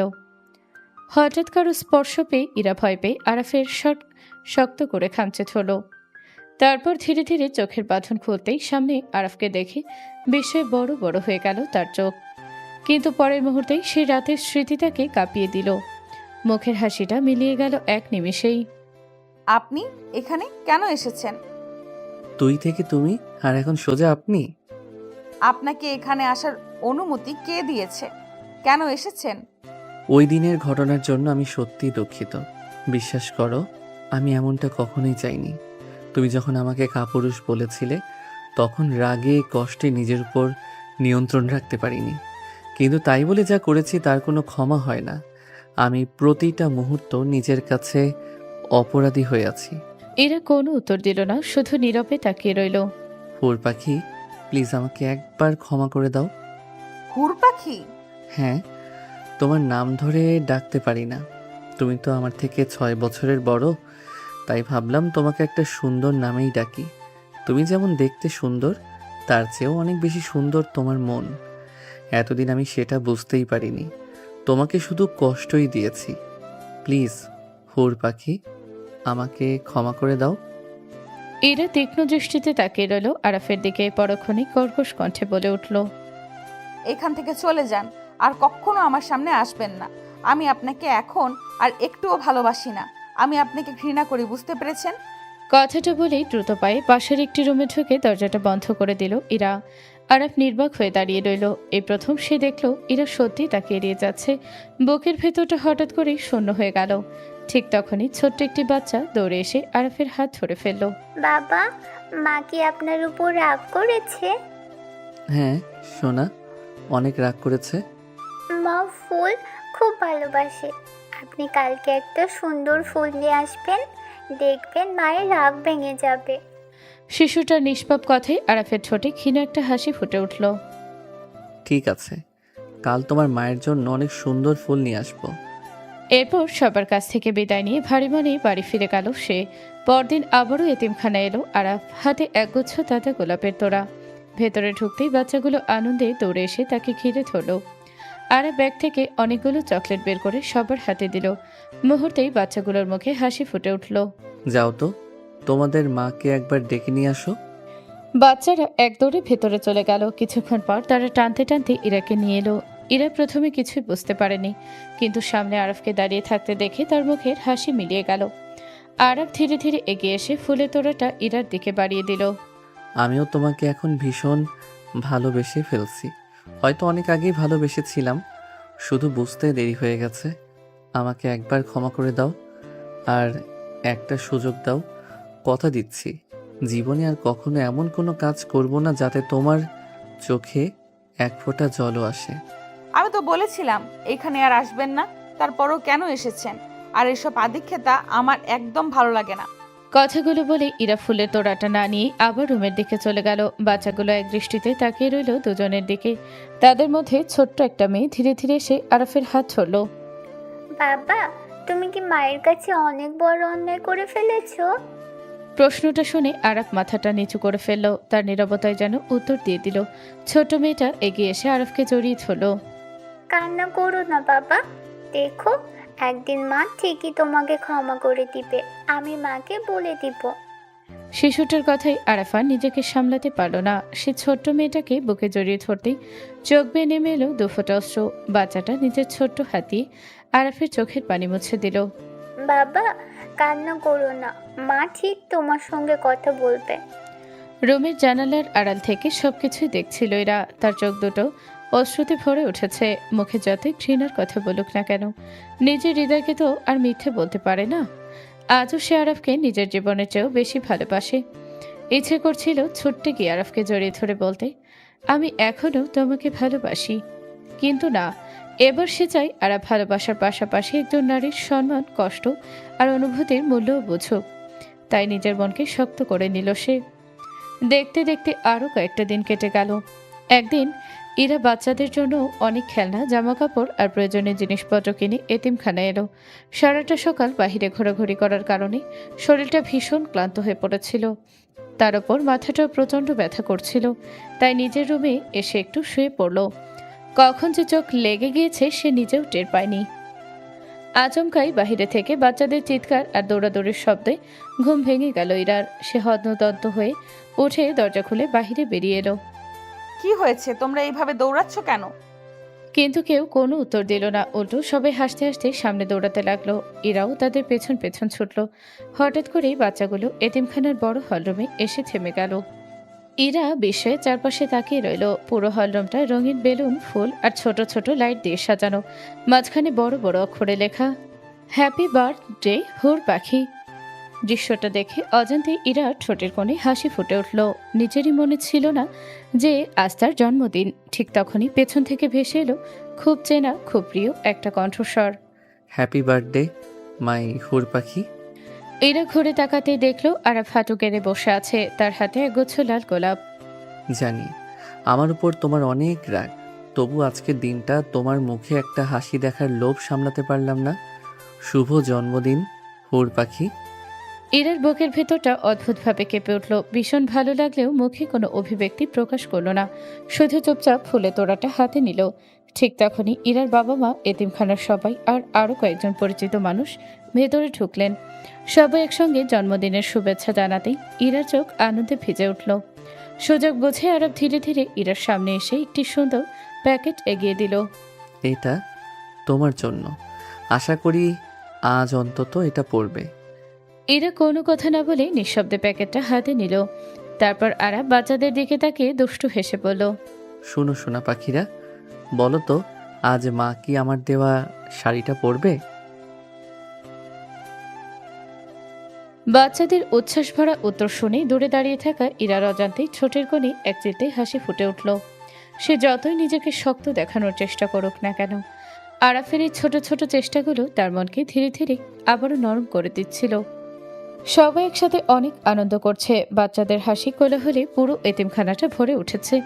ঠিক তখনই রুমের দরজা ধীরে ধীরে খুলে বাহিরে বেরিয়ে এলো ইরা। কালো রঙের গাড়ির শাড়িতে তাকে আজ অসম্ভব সুন্দর লাগছে। হালকা সাজ, খোলা চুল, কপালে ছোট্ট কালো টিপ, যেন কোনো রূপকথার পরী। আরব তখন বাচ্চাদের সঙ্গে দৌড়াদৌড়ি করছিল। হঠাৎই তার চোখ গিয়ে থামল ইরার ওপর। মুহূর্তের মধ্যে তার পা যেন থেমে গেল। সে এক দৃষ্টিতে তাকিয়ে রইল। মনে মনে বলতে লাগলো, এত সুন্দরও একটা মানুষ হয়? এতদিন কিভাবে আমি এই মানুষটাকে দেখিনি। নিজে থেকে 6 বছরের বড় মামাতো বোনের প্রেমে আমি এভাবে পড়ে যাব কখনো কল্পনাও করিনি। ওকে শুধু সুন্দর বললে ভুল হবে, ওর মনটা তার চেয়েও 1000 গুণ বেশি সুন্দর। আমি সত্যি অন্ধ ছিলাম। ইরা লাজুক হেসে দাঁড়িয়ে আছে। কালো শাড়িটা ছিল আরফের সবচেয়ে প্রিয় রং, আর সেই রঙেই আজ তার হুর পাখিটাকে এতটা অপূর্ব লাগবে সে কখনো ভাবেনি। ধীরে ধীরে ইরার সামনে এসে দাঁড়ালো আরব। লজ্জায় ইরা মাথাটা নিচু করে ফেললো। আরব শান্তর কণ্ঠে বলতে শুরু করলো, আমাকে ক্ষমা করে দাও হুর পাখি, প্লিজ আমাকে ক্ষমা করে দাও। আমি নিজের ভুল বুঝতে পেরেছি। মানুষ ভুল করলে আর সত্যিকারের অনুতপ্ত হলে আল্লাহ তাকে ক্ষমা করেন। তাহলে তুমি কি আমাকে একবার ক্ষমা করতে পারো না? বিশ্বাস করো, প্রতিটা রাত আমার কাছে অভিশাপ হয়ে গেছে। চোখ বন্ধ করলেই সেই রাতটার কথা মনে পড়ে। মনে হয় আমি নিজের হাতে আমার জীবনের সবচেয়ে সুন্দর মুহূর্ত ভেঙে দিয়েছি। আমি যাকে নিজের থেকেও বেশি ভালোবাসতাম, যাকে অন্ধের মতো বিশ্বাস করতাম, সেই আরিফা আমার সঙ্গে বিশ্বাসঘাতকতা করেছে। শুধু সে না, আমার সবচেয়ে কাছের বন্ধু শিহাবও আমাকে পেছন থেকে ছুরি মেরেছে। তারা 1 বছর ধরে আমার অজান্তে সম্পর্কে ছিল, অথচ আমি কিছুই জানতাম না। সেদিন যখন ওদের দুজনকে একসাথে দেখলাম, আমার পৃথিবীটাই যেন ভেঙে পড়েছিল। তারপর তোমাকে মনে পড়ল, তুমি শাড়ি পরে বাইরে গিয়েছিলে, অথচ আমাকে কিছুই বলনি। তখন আমার মাথা কাজ করছিল না, মনে হচ্ছিল সবাই বুঝি আমাকে ঠকায়। সেই রাগ, সেই কষ্ট, সেই ভাঙাচোরা মন নিয়েই তোমার উপর অন্যায় করে ফেলেছিলাম।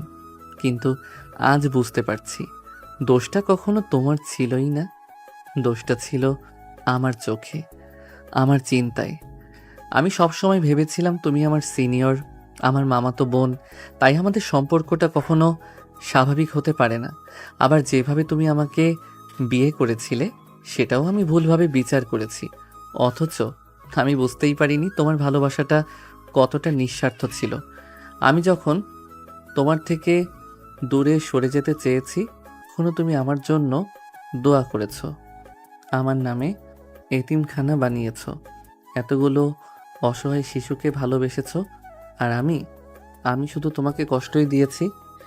কথাগুলো বলতে বলতে আরব ধীরে ধীরে ইরার 2 হাত নিজের হাতে তুলে নিল। তার চোখ বেয়ে গড়িয়ে পড়ল 2 ফোঁটা অশ্রু।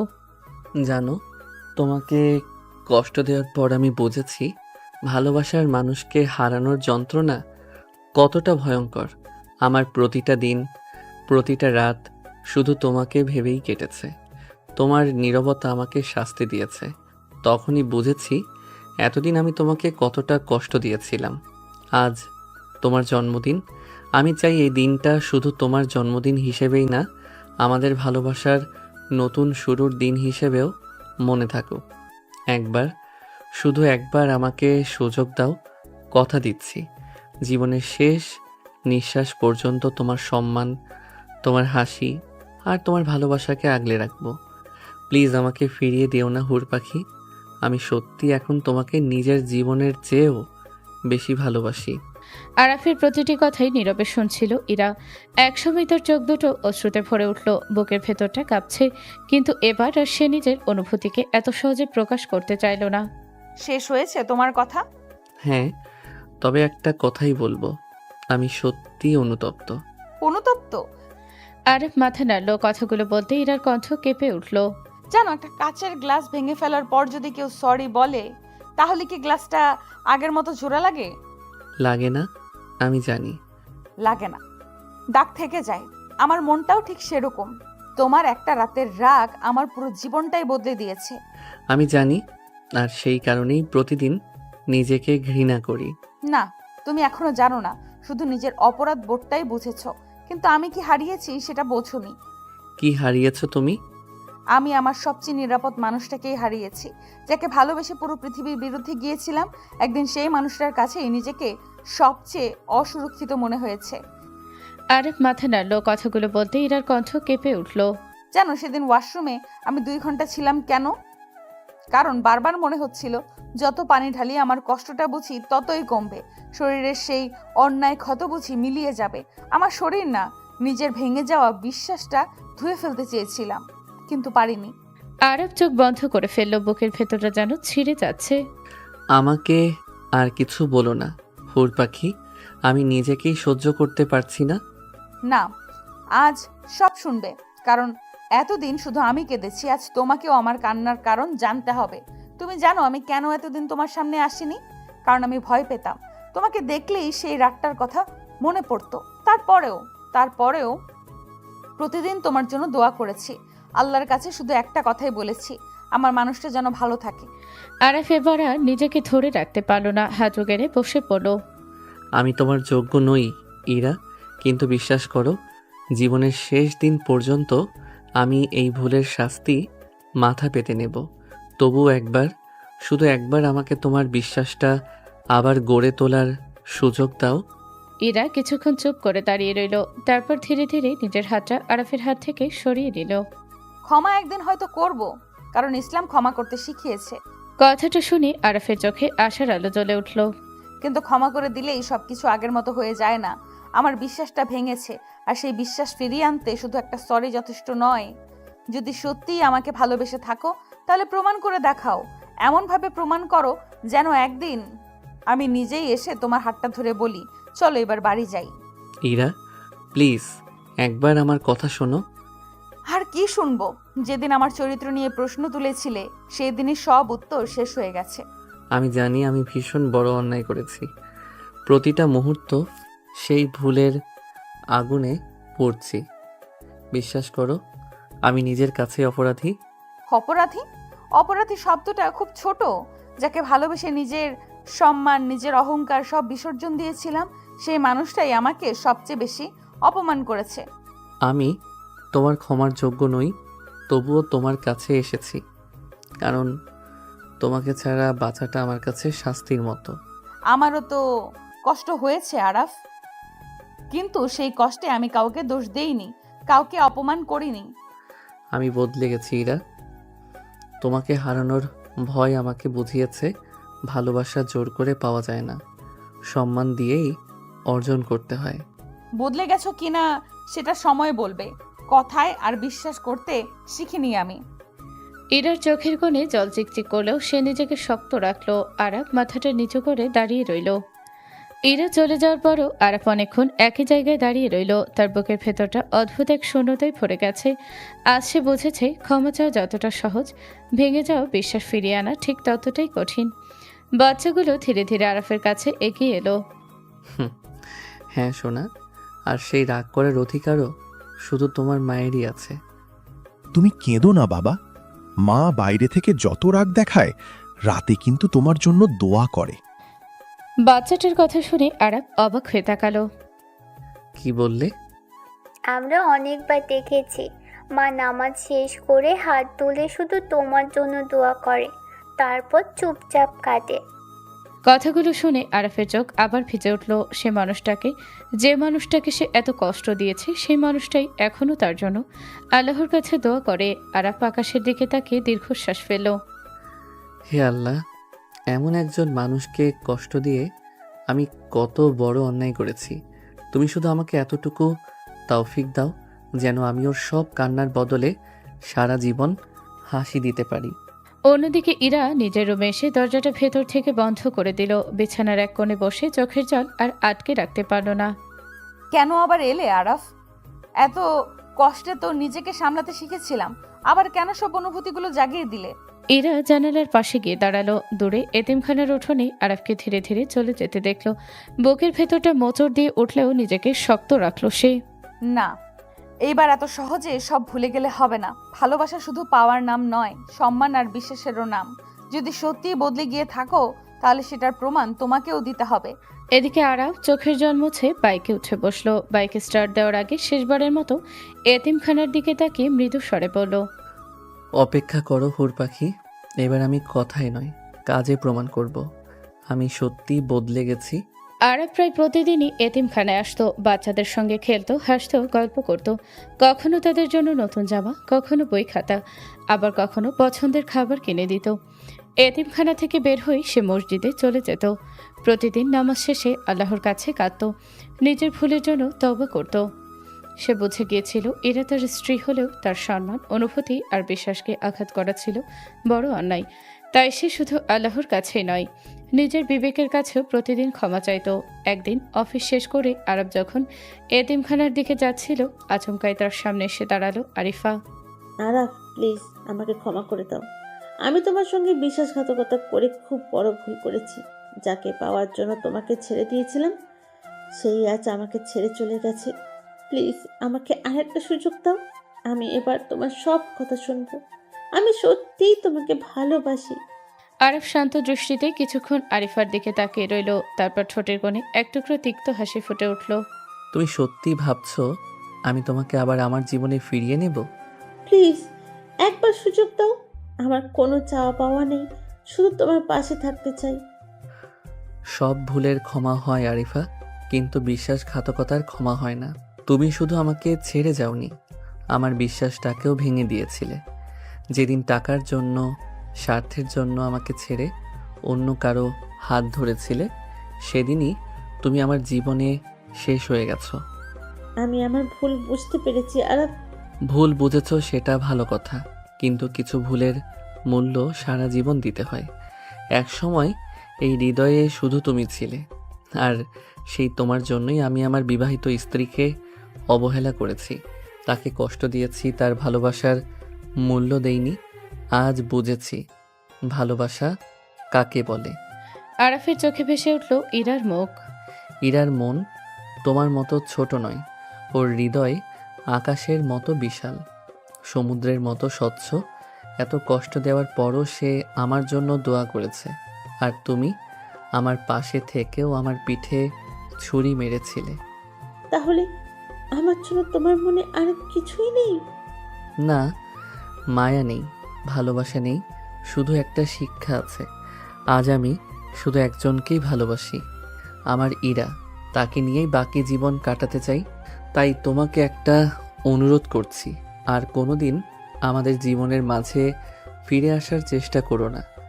কথাগুলো বলে আরাফ এক মুহূর্তও দাঁড়ালো না, ধীর পায়ে সামনে এগিয়ে গেল। আরিফা রাস্তার ধারে বসে পড়ল।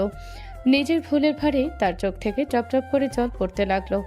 আজ সে বুঝতে পারল, বিশ্বাস হারালে শুধু মানুষ নয়, পুরো জীবনটাই হারিয়ে যায়।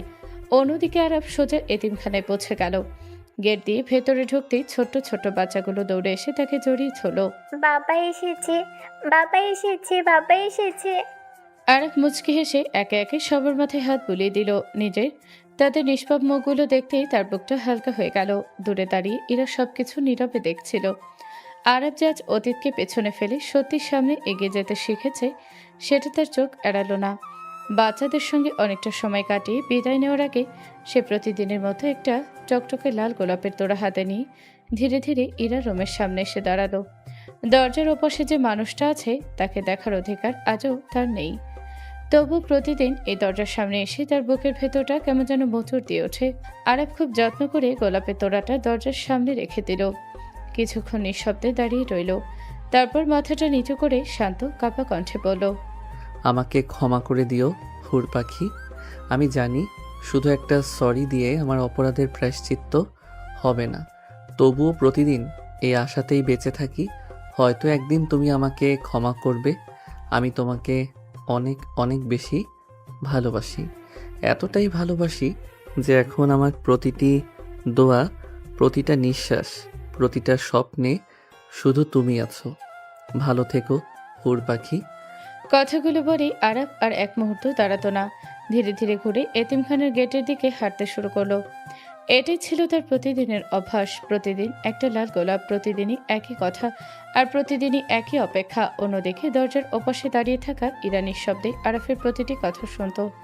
শব্দ করে কোনো উত্তর দিত না, কিন্তু প্রতিটা শব্দ যেন তার বুকের ভেতর গভীরভাবে গিয়ে আঘাত করত। আরাফের কণ্ঠস্বর কানে আসা মাত্রই ইরার বুকের ভেতরটা অদ্ভুতভাবে কেঁপে উঠত।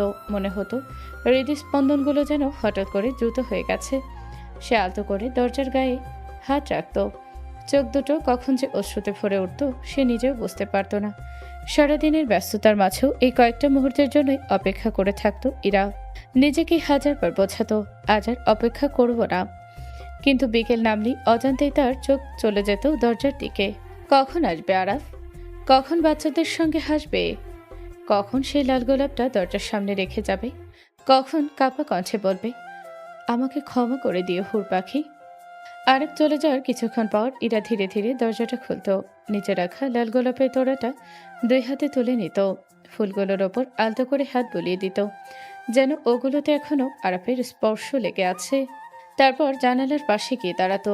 দূরে দেখা যেত আরাফ ধীরে ধীরে এতিমখানার গেট পেরিয়ে চলে যাচ্ছে। একবারের জন্য সে পেছনে ফিরে তাকাতো না, হয়তো ভয় পেত যদি তাকিয়েও দেখে ইরা নেই। ইরা কাছের জানালায় হাত রেখে অপলক দৃষ্টিতে আরাফের চলে যাওয়া দেখত।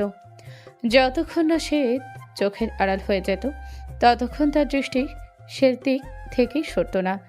আর পুরোপুরি অদৃশ্য হয়ে গেলে ইরা গোলাপের তোড়াটা নিজের বুকের সঙ্গে শক্ত করে জড়িয়ে ধরে খুব আস্তে নিঃশব্দে ফিসফিস করে বলতো, আমিও তোমাকে অনেক ভালোবাসি আরাফ, খুব ভালোবাসি। কিন্তু এইবার আমি চাই তুমি ভালোবাসার সঙ্গে সঙ্গে সম্মান আর বিশ্বাসের মূল্যটাও সারা জীবন মনে রাখো। যেদিন মনে হবে তুমি সত্যিই সেই মানুষটা হয়ে উঠেছো, সেদিন আমি তোমার হাত ধরে বলবো, চলো এবার বাড়ি যাই। দিনগুলো ধীরে ধীরে বদলাচ্ছিল, কিন্তু একটা জিনিসের কোনো পরিবর্তন হচ্ছিল না। আরাফের অপেক্ষা আর ইরার নীরব প্রতীক্ষা। প্রতিদিন অফিস শেষ করে সে সোজা এতিমখানায় চলে আসে। ঘন্টার পর ঘন্টা বাচ্চাদের সঙ্গে কাটায়, তাদের হাসায়, গল্প শোনায়, পড়তে বসায়। তারপর সবাইকে বিদায় জানিয়ে ধীর পায়ে চলে আসে সেই পরিচিত দরজার সামনে। আজও তার ব্যতিক্রম হলো না। হুর পাখি, আমি জানি তুমি হয়তো এখনো আমার কণ্ঠ শুনতে চাও না, তবু প্রতিদিন না বলে থাকতে পারি না, কারণ তোমাকে ভালোবাসাটা এখন আমার অভ্যাস নয়, ইবাদত হয়ে গেছে। আমি শুধু চাই কোনো একদিন তুমি আমার চোখের দিকে তাকিয়ে বলো আমি আবার তোমাকে বিশ্বাস করি। সেই দিনের জন্যই বেঁচে আছি। কথাগুলো বলেই দরজার সামনে একতোড়া লাল গোলাপ রেখে দিল আরাফ। ফুলগুলোর দিকে কিছুক্ষণ তাকিয়ে থেকে নিঃশব্দে একটা দীর্ঘশ্বাস ফেল। আমাকে ক্ষমা করে দিও হুর পাখি, আমি তোমাকে সত্যি অনেক বেশি ভালোবাসি। আরাফ ধীরে ধীরে চলে যেতে লাগলো, কিন্তু সে জানতো না দরজার ওপাশে দাঁড়িয়ে প্রতিটা শব্দ বুকের ভেতর জমিয়ে রাখছে ইরা। আরাফের কণ্ঠ শুনলেই ইরার বুকের ভেতরটা অদ্ভুতভাবে কেঁপে ওঠে। মনে হয় বহুদিনের শুকিয়ে যাওয়া অনুভূতিগুলো আবার ধীরে ধীরে বেঁচে উঠছে। তবুও সে নিজেকে শক্ত রাখে, কারণ ভালোবাসার থেকেও তার কাছে বিশ্বাসের মূল্য অনেক বেশি। আরব গেটের দিকে হাঁটতে শুরু করতেই ইরা ধীরে ধীরে দরজাটা খুলে বাহিরে বের হলো। মেঝেতে রাখা গোলাপের তোড়াটা হাতে তুলে নিল। ফুলের পাপড়িতে আলতো করে আঙুল বলিয়ে এক চিলতে হাসলো। প্রতিদিন একই কথা বলো, তবুও কেন যেন প্রতিদিন নতুন লাগে। সে ফুলগুলো বুকের সঙ্গে জড়িয়ে ধরে জানালার পাশে গিয়ে দাঁড়ালো। নিচে আরব ধীর পায়ে হাঁটছে, মাথাটা নিচেও, যেন প্রতিটা পদক্ষেপে নিজের ফুলের বোঝা বয়ে নিয়ে যাচ্ছে। জানো আরাফ, সারাদিন আমি নিজেকে যতই ব্যস্ত রাখি না কেন, বিকেল হলেই মনটা শুধু একটা শব্দ শোনার অপেক্ষায় থাকে, হুর পাখি। কথাটা বলেই নিজের ঠোঁট কামড়ে ধরল ইরা। অজান্তেই চোখের কোণে পানি জমে উঠেছে। কেন এত দেরি করে এলে আজ? জানো, আমি আজও দরজার ওপাশে বসে তোমার অপেক্ষা করছিলাম। কিন্তু এই কথাগুলো শুধু দেয়ালি শুনল, আরব শুনতে পেল না। প্রতিদিনের মতো আজও আরব একবারও পেছনে ফিরে তাকালো না। সে জানে না জানালার আড়ালে দাঁড়িয়ে থাকা একটা জোড়া চোখ তার চলে যাওয়া পর্যন্ত এক দৃষ্টিতেই তাকিয়ে থাকে। ইরা মৃদু হেসে গোলাপের তোড়াটা নিজের বুকের কাছে আরো শক্ত করে চেপে ধরল। আর একটু সময় নাও আরাফ, আমার ভাঙা বিশ্বাসটা জোড়া লাগাতে দাও। বিকেলের ক্লান্তি নিয়ে নিজের রুমে বিছানায় শুয়েছিল ইরা। সারাটা দিন এতিমখানার বাচ্চাদের নিয়ে ব্যস্ত থাকার পর শরীরটা বেশ খারাপ লাগছিল। জানালার ফাঁক দিয়ে আসা হালকা বাতাসে কখন যে তার চোখে ঘুম নেমে এসেছিল সে নিজেও বুঝতে পারেনি। হঠাৎ করেই টানা কয়েকবার ফোনের রিংটোন বেজে উঠল। প্রথমবার রিং বাজলেও ইরা ঘুমের ঘোরে ফোনটা ধরল না। দ্বিতীয়বারও একই অবস্থা, কিন্তু একের পর এক কল আসতেই বিরক্ত হয়ে কপাল কুঁচকে পাশ ফিরে শুয়ে হাত বাড়িয়ে ফোনটা তুলে নিল। আধখোলা চোখে স্ক্রিনের দিকে তাকিয়ে দেখল আম্মু কলিং। হ্যালো আম্মু। মা, তুই এখনই বাসায় আয়, তোর আব্বুর অবস্থা খুব খারাপ, আমরা কিছুই বুঝতে পারছি না, প্লিজ মা তাড়াতাড়ি আয়। কি বলছো আম্মু? আব্বুর কি হয়েছে? হাসপাতালে নিয়েছো? তুই আগে আয় মা, প্লিজ, আর দেরি করিস না। কথাগুলো বলে ফোনটা কেটে গেল। ওপাশে আর কোনো শব্দ শোনা গেল না। ফোনের স্ক্রিনের দিকে কয়েক সেকেন্ড স্থির হয়ে তাকিয়ে রইল ইরা। মুহূর্তের মধ্যেই তার মুখের রং ফ্যাকাশে হয়ে গেল। বুকের ভেতরটা অজানা আশঙ্কায় ধরফর করতে লাগলো। বিছানা থেকে প্রায় পা লাফিয়ে উঠে পুরো এতিমখানায় ছুটে বেড়াতে লাগলো সে। রাফি, তুলি, সাইমা, কেউ আছো? সবাই কোথায়? আশ্চর্যের বিষয়, এতিমখানার ভেতরটা আজ একেবারেই ফাঁকা। যেখানে প্রতিদিন বাচ্চাদের হাসি কোলাহলে মুখর থাকে, সেখানে আজ যেন নেমে এসেছে অদ্ভুত এক নীরবতা। শুধু রান্নাঘরের দিক থেকে বাসনপত্রের শব্দ ভেসে আসছিল। ইরা দ্রুত সেখানে গিয়ে দেখল কাজের মেয়েটা একা রান্নাঘর গোছাচ্ছে। আপু, বাচ্চারা সবাই কোথায়? আপামনি, পাশের এলাকায় একটা দাওয়াত ছিল, সবাইকে নিয়ে সেখানেই গেছে। কেন আপা, কোনো দরকার? না, তেমন কিছু না। আমার আব্বুর শরীর খুব খারাপ, আমি এক্ষুনি বাসায় যাচ্ছি। ওরা ফিরে এলে একটু দেখে রেখো। আচ্ছা আপা, আপনি চিন্তা করবেন না, আল্লাহ ভরসা, সব ঠিক হয়ে যাবে। কিন্তু সব ঠিক হয়ে যাবে কথাটা যেন ইরার কানে ঢুকলোই না। তার মাথায় তখন শুধু একটা কথাই ঘুরছে, আব্বুর কিছু হয়ে যায়নি তো? ব্যাগটা হাতে নিয়ে এক মুহূর্তও দেরি না করেই এতিমখানা থেকে বেরিয়ে পড়ল সে। রাস্তায় সে একের পর এক রিক্সা থামানোর চেষ্টা করছে, কিন্তু আশ্চর্যজনকভাবে কোনো রিক্সাই খালি নেই। সময় যেন আজ তার সঙ্গে নিষ্ঠুর খেলা খেলছে। অন্যদিকে বই পড়ছিল আরাফ, তখনই তার মোবাইলে কল আসলো। ফোনটা হাতে নিয়ে দেখলো মামি কলিং। আসসালামু আলাইকুম মামি। ওয়ালাইকুম আসসালাম। বাবা, তুই এখনই আমাদের বাসায় আয়। তোর মামার অবস্থা খুবই খারাপ। দেরি করিস না বাবা। কি হয়েছে মামার, হাসপাতালে নিয়ে গেছেন? তুই আগে আয়, পরে সব বলছি। ফোনটা কেটে যেতে আরাফের বুকটা কেঁপে উঠল। তাড়াহুড়ো করে বিছানা ছেড়ে উঠে কোনো রকম জামা গায়ে চাপিয়ে বাইকের চাবিটা হাতে নিল। কয়েক মুহূর্তের মধ্যে বাইকের ইঞ্জিন গড়তে উঠল। রাস্তা ফাঁকা থাকায় দ্রুত গতিতে ছুটে চলল সে। কিছু দূর এগোতেই রাস্তার পাশে এক পরিচিত মুখ চোখে পড়ল। ইরা। রাস্তার এক পাশে দাঁড়িয়ে বারবার রিক্সা থামানোর চেষ্টা করছে সে। চোখে মুখে স্পষ্ট উদ্বেগ আর অস্থিরতা। হুর পাখি, ইরা চমকে তাকালো। তাড়াতাড়ি ওঠো, সময় নষ্ট করো না। আমি রিক্সা পাচ্ছিলাম না। এসব পরে হবে, ওঠো। আজ আর কোনো তর্ক করল না ইরা। পরিস্থিতির গুরুত্ব বুঝে দ্রুত বাইকের পেছনে উঠে বসল। আরাপ আর এক সেকেন্ডও সময় নষ্ট করল না। বাইকের গতি মুহূর্তেই বাড়িয়ে দিল। বাতাসের তীব্র ছাপটায় ইরার ওড়নাটা উঠছে। আর বুকের ভেতর দুজনেরই একই প্রশ্ন, কিছু হয়ে যায়নি তো? পুরো রাস্তা জুড়ে নিস্তব্ধতা। কেউ কোনো কথা বলল না, শুধু বাইকের শব্দ আর দুজনের দ্রুত শ্বাস প্রশ্বাস। কয়েক মিনিটের মধ্যেই তারা ইরাদের বাড়ির সামনে পৌঁছে গেল। বাইক পুরোপুরি থামার আগেই ইরা নেমে দৌড়ে গেটের সামনে চলে গেল। আম্মু, আম্মু দরজা খোলো। কাপা হাতে বারবার কলিং বেল চাপতে লাগলো সে। এদিকে আরাপও বাইকটা একপাশে রেখে দ্রুত দরজার সামনে এসে দাঁড়ালো। মামি দরজা খুলুন। মামা। একবার, দুবার, তিনবার বারবার কলিং বেল বাজলেও ভেতর থেকে কোনো সাড়া এলো না। নিস্তব্ধ বাড়িটার দিকে তাকিয়ে ইরা ভয়ে কাঁপতে লাগলো। বুকের ভেতরটা যেন হঠাৎ করেই ভারী হয়ে উঠল ইরার। সরে দাঁড়াও, আমি দেখি। আরাফ আলতো করে দরজায় চাপ দিতে সেটি কিঞ্চিত শব্দ করে খুলে গেল। দরজা খোলার সঙ্গে সঙ্গে দুজন একবার একে অপরের দিকে তাকালো। সে দৃষ্টিতে ছিল অজানা এক ভয়। পর মুহূর্তেই তারা দ্রুত ঘরের ভেতর ঢুকে পড়ল। ঘরের ভেতরটা একদম অন্ধকার। জানালার সব পর্দা টানা। চারদিকে এমন নিস্তব্ধতা যেন বাড়িটাতে কেউ নেই। আম্মু, আব্বু, কোথায় তোমরা? একটা কথা বলো। মামা, মামি, আপনারা কোথায়? তবু কোনো উত্তর নেই, শুধু তাদের কণ্ঠের প্রতিধ্বনি ঘরে দেয়ালে ফিরে আসছে। ইরার গলা শুকিয়ে গেল, ভয়ে তার চোখে পানি জমে উঠল। আরাফ, আব্বুর কিছু হয়ে যায়নি তো? আমার খুব ব্যথা করছে, আমি কিছুই বুঝতে পারছি না। কথাটা বলেই ইরা অজান্তেই আরাফের হাত শক্ত করে ধরে ফেলল। এতদিনে দূরত্ব, অভিমান সবকিছু ভুলে সেই মুহূর্তেই সে শুধু ভরসার মানুষটাকেই খুঁজছিল। শান্ত হও হুর পাখি, কিছু হবে না ইনশাল্লাহ। আমি লাইটটা জ্বালাচ্ছি। আরাফ ধীরে ধীরে সুইচ বোর্ডের দিকে এগোতে লাগলো। হাঁটতে হাঁটতে চারপাশে তাকিয়ে তারও কেমন অস্থির লাগছিল। হঠাৎ পুরো বাড়ি একসঙ্গে আলোয় ঝলমল করে উঠল। সবাই একসঙ্গে হ্যাপি অ্যানিভার্সারি। আচমকা চারদিক থেকে ভেসে আসা সেই শব্দে ইরা আর আরাফ দুজনেই চমকে উঠল। বিস্ময়ে তাদের চোখ বড় বড় হয়ে গেল।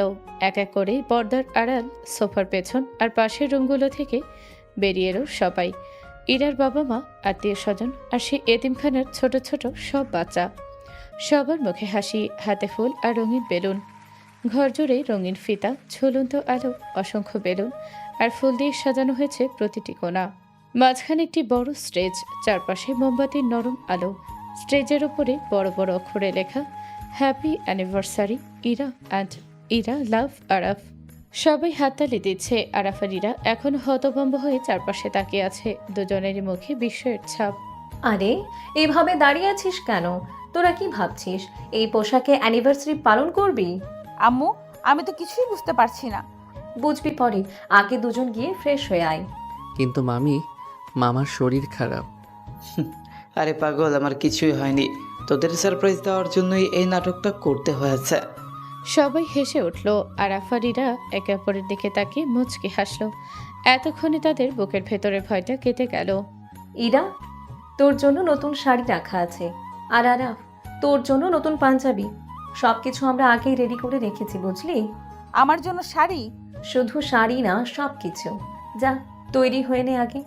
ইরা ধীরে ধীরে শাড়িটা হাতে নিল। আরাফও পাঞ্জাবিটা নিয়ে নিজের রুমের দিকে চলে গেল। দুজনের বুকেই অদ্ভুত এক অনুভূতি কাজ করছে। কিছুক্ষণ আগেও তারা আতঙ্ক নিয়ে এ বাড়িতে ঢুকেছিল, আর এখন পুরো বাড়ি ভরে গেছে আনন্দে। প্রথমে রুমের দরজা খুলে বাহিরে বেরিয়ে এলো আরাফ। সাদা রঙের পাঞ্জাবিতে তাকে আজ ভীষণ স্মার্ট লাগছে। চুলগুলো সুন্দর করে সেট করা, হাতে একটা ঘড়ি। নিচে নেমে সে চারপাশে তাকিয়ে ইরাকে খুঁজতে লাগলো। ঠিক তখনই সিঁড়ির ওপর থেকে নূপুরের মৃদু শব্দ ভেসে এলো। সবাই একসাথে সেদিকে তাকালো। এক এক করে সিঁড়ি বেয়ে নিচে নামছে ইরা। হালকা গোলাপি রঙের শাড়ি, খোলা চুল, কপালে ছোট্ট টিপ, হাতে কাচের চুড়ি, মুখে কোনো ভারী সাজ নেই, তবু আজ যেন তাকে অন্যরকম সুন্দর লাগছে। আরাফ এক দৃষ্টিতে তাকিয়ে রইল ইরার দিকে। মনে হচ্ছিল সময়টা যেন থেমে গেছে, তার চোখের পলক পড়ছে না যেন। ওয়াও, আমাদের মাকে তো আজকে রাজকুমারীর মতো লাগতেছে। বাচ্চার কথায় সবাই হেসে উঠল। আরাফ লজ্জা পেয়ে চোখ নামিয়ে নিল, কিন্তু কয়েক সেকেন্ড পর আবারও তাকালো ইরার দিকে। কি হয়েছে, এভাবে তাকিয়ে আছো কেন? একটা কথা বললে রাগ করবে? আগে বলো। আজ তোমাকে দেখে মনে হচ্ছে আল্লাহ যেন অনেক সময় নিয়ে তোমাকে সৃষ্টি করেছেন। তোমার এসব কথা শুনে আমি গলে যাব ভাবছো? না, শুধু সত্যিটা বললাম। ইরা মুখ ঘুরিয়ে ফেল।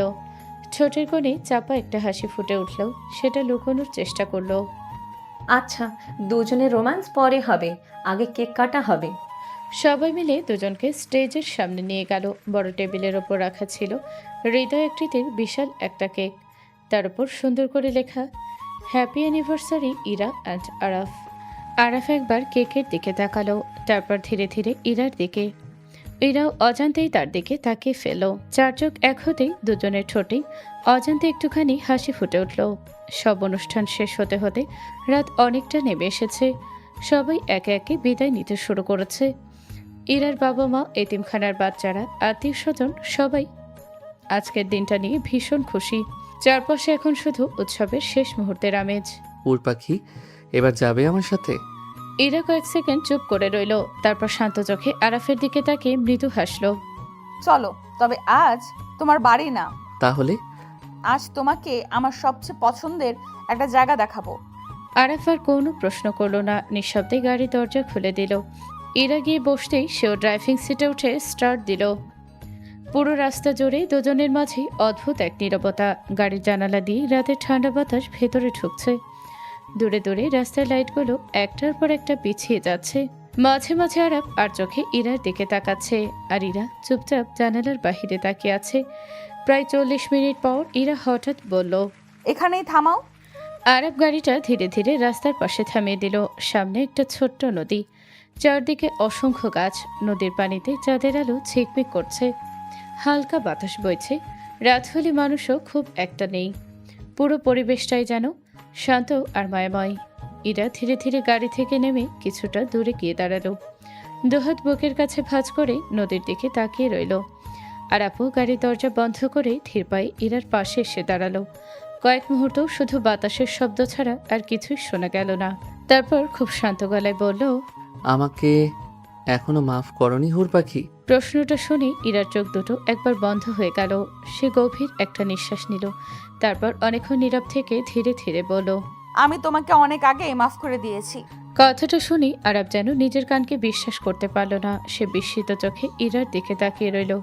তাহলে আমাকে এতদিন কষ্ট দেওয়ার কারণ কি ছিল? ইরা মৃদু হেসে নদীর দিকে তাকিয়ে উত্তর দিল, কারণ আমি চাইনি তুমি শুধু সরি বলে নিজের দায়িত্ব শেষ করে দাও। আমি চেয়েছিলাম তুমি যেন আমার কষ্টটা অনুভব করো, বুঝতে পারো? আমি বুঝেছি হুর পাখি, সত্যিই বুঝেছি।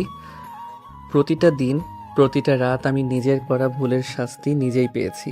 তোমার নীরবতা আমাকে যতটা কষ্ট দিয়েছে, তার একটু যদি তোমার কষ্টের সমান হয়, তাহলে আমি জানি আমি সেই কষ্ট পাওয়ারই যোগ্য ছিলাম। ইরা ধীরে ধীরে আরাফের দিকে ফিরল। চাঁদের আলোয় আরাফের চোখ দুটো ভিজে উঠেছে।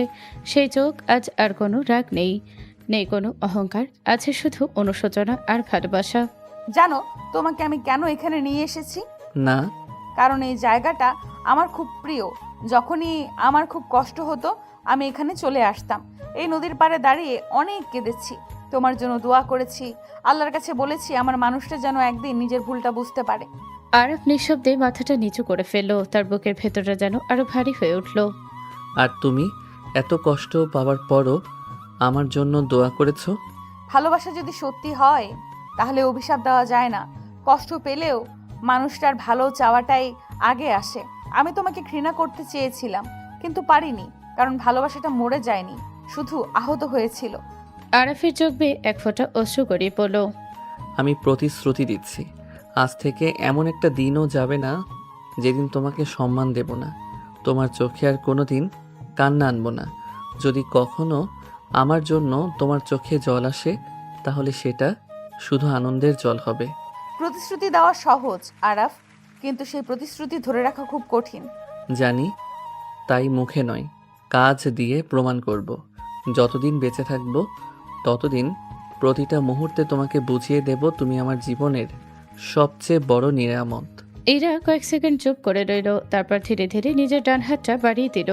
তাহলে একটা কথা দাও, কি কথা? কোনোদিন রাগের মাথায় এমন কোনো সিদ্ধান্ত নেবে না যেটার জন্য পরে সারা জীবন আফসোস করতে হয়। আর কোনোদিন আমাকে সন্দেহ করবে না। কোনো সমস্যা হলে আগে আমার সাথে কথা বলবে। নীরবতা দিয়ে সম্পর্ক ভাঙবে না। কথা দিলাম, আল্লাহকে সাক্ষী রেখে কথা দিলাম। তুমি যেদিন আরিফার সামনে দাঁড়িয়ে বলেছিলে আমি এখন শুধু আমার স্ত্রীকে ভালোবাসি, আমার জীবনে ইরা ছাড়া আর কোনো জায়গা নেই, বিশ্বাস করো ঠিক সেদিনই আমি তোমাকে মনে মনে ক্ষমা করে দিয়েছিলাম। আরাফ বিস্মিত চোখে ইরার দিকে তাকিয়ে রইল। সে যেন বিশ্বাসই করতে পারছে না। ইরা মৃদু হেসে এক পায়ে গিয়ে এলো, তার চোখে চিকচিক করছে আনন্দের অশ্রু। আর একটা কথা, কি? আমি তোমাকে ভীষণ ভালোবাসি আরাফ, এতটাই ভালোবাসি যে তোমার উপর রাগ করে থাকতেও আমার ভীষণ কষ্ট হতো। তুমি চলে যাওয়ার পর প্রতিদিন জানলার আড়াল থেকে তোমাকে দেখতাম। তুমি যখন চুপচাপ লাল গোলাপ রেখে বলতে আমাকে ক্ষমা করে দিও হুর পাখি, তখন আমার ইচ্ছে করতো দৌড়ে গিয়ে তোমাকে জড়িয়ে ধরি, কিন্তু নিজেকে থামিয়ে রেখেছিলাম।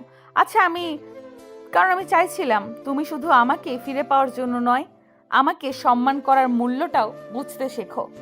ইরার কথাগুলো শুনে আরাফা নিজেকে সামলাতে পারল না। ধীরে ধীরে এগিয়ে এসে থেমে গেল ইরার একদম সামনে। দুজনের মাঝখানে যেন শুধু নিঃশ্বাসের দূরত্ব।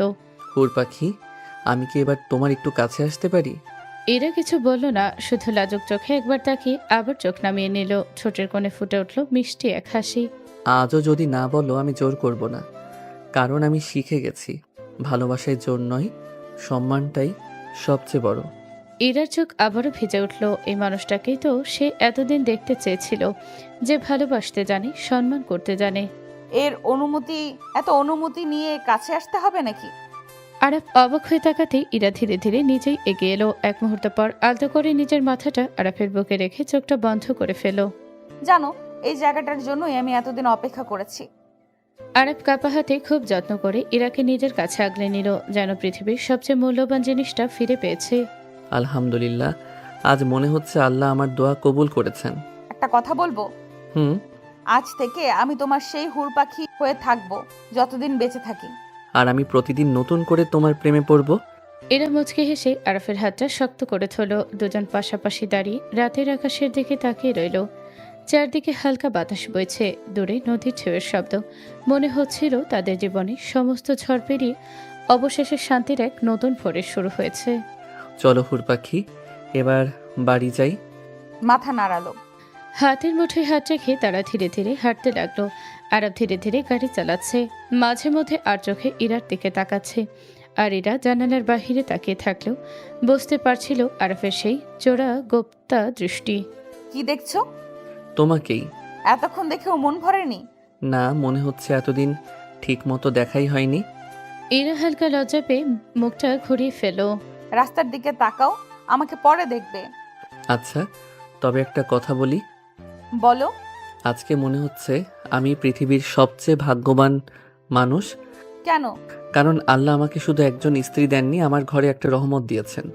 ইরা ধীরে ধীরে নিজের হাতটা এগিয়ে দিল, গিয়ার ধারে থাকা আরাফের হাতের উপর আলতো করে রাখলো। আর আমি পেয়েছি এমন একজন মানুষকে যে নিজের ভুল স্বীকার করতে জানে। সবাই সেটা পারে না। আরাফ কয়েক সেকেন্ডের জন্য ইরার হাতের দিকে তাকিয়ে রইল, তারপর মৃদু হেসে হাতটা আলতো করে চেপে ধরল। কিছুক্ষণ পর গাড়ি তাদের ফ্ল্যাটের সামনে এসে থামলো। আরাফ গাড়ি থেকে নেমে ইরার জন্য দরজা খুলে দিল। আজ এত ভদ্রতা? আজ না, আজ থেকে প্রতিদিন। দেখা যাবে। বাসার দরজা খুলে ভেতরে ঢুকতে সে পরিচিত ঘরটা যেন আজ নতুন লাগছে। এতদিনের দূরত্ব, অভিমান আর ভুল বোঝাবুঝির পর আজ এই ঘরেই তারা নতুন করে জীবন শুরু করবে। হুর পাখি, আজ থেকে এই বাসাটা শুধু একটা ফ্ল্যাট না, এটা হবে তোমার আমার ছোট্ট সংসার। আর ঘর সুন্দর হয় ইট সিমেন্টে না, সেখানে থাকা মানুষ দুজনের ভালোবাসায়। আরব মুগ্ধ হয়ে তাকিয়ে রইল, মনে মনে শুধু একটাই কথা বলল, হে আল্লাহ, এই মানুষটাকে আমার জন্য নিয়ামত হিসেবে রেখো। আমি যেন জীবনের শেষ নিঃশ্বাস পর্যন্ত ওর সম্মান, বিশ্বাস আর হাসিটা আগলে রাখতে পারি। রাত তখন অনেকটা গভীর, শহরের ব্যস্ততা অনেক আগেই থেমে গেছে, চারদিকে নীরবতা। অথচ সেই নীরবতার মাঝেও দুজন মানুষের হৃদস্পন্দন যেন একে অপরের সাথে কথা বলছে।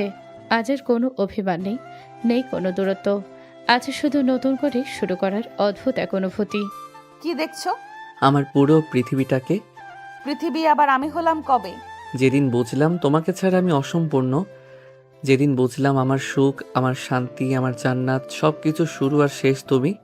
কথাগুলো শুনে ইরার গাল লাল হয়ে উঠল। আগে তো এসব বলতে না। আগে ভালোবাসতাম কিন্তু বুঝতাম না, আজ বুঝি ভালোবাসি। জানো হুর পাখি, আমি প্রতিদিন আল্লাহর কাছে একটা দোয়াই করি। কি দোয়া? আল্লাহ যেন আমার জীবনের সব সুখ তোমাকে দিয়ে দেন, আর যদি কোনো কষ্ট লিখেও থাকেন তাহলে সেটা যেন শুধু আমার ভাগ্যেই আসে। ইরা আর নিজেকে সামলাতে পারল না, তার চোখ ভিজে উঠল। এত ভালোবাসো আমাকে? নিজের থেকেও বেশি। যদি কোনোদিন আবার আমার উপর রাগ হয়? তাহলে তোমার হাতটা আরো শক্ত করে ধরবো, কারণ আমি শিখেছি রাগের সময় দূরে নয়, আরো কাছে আসতে হয়।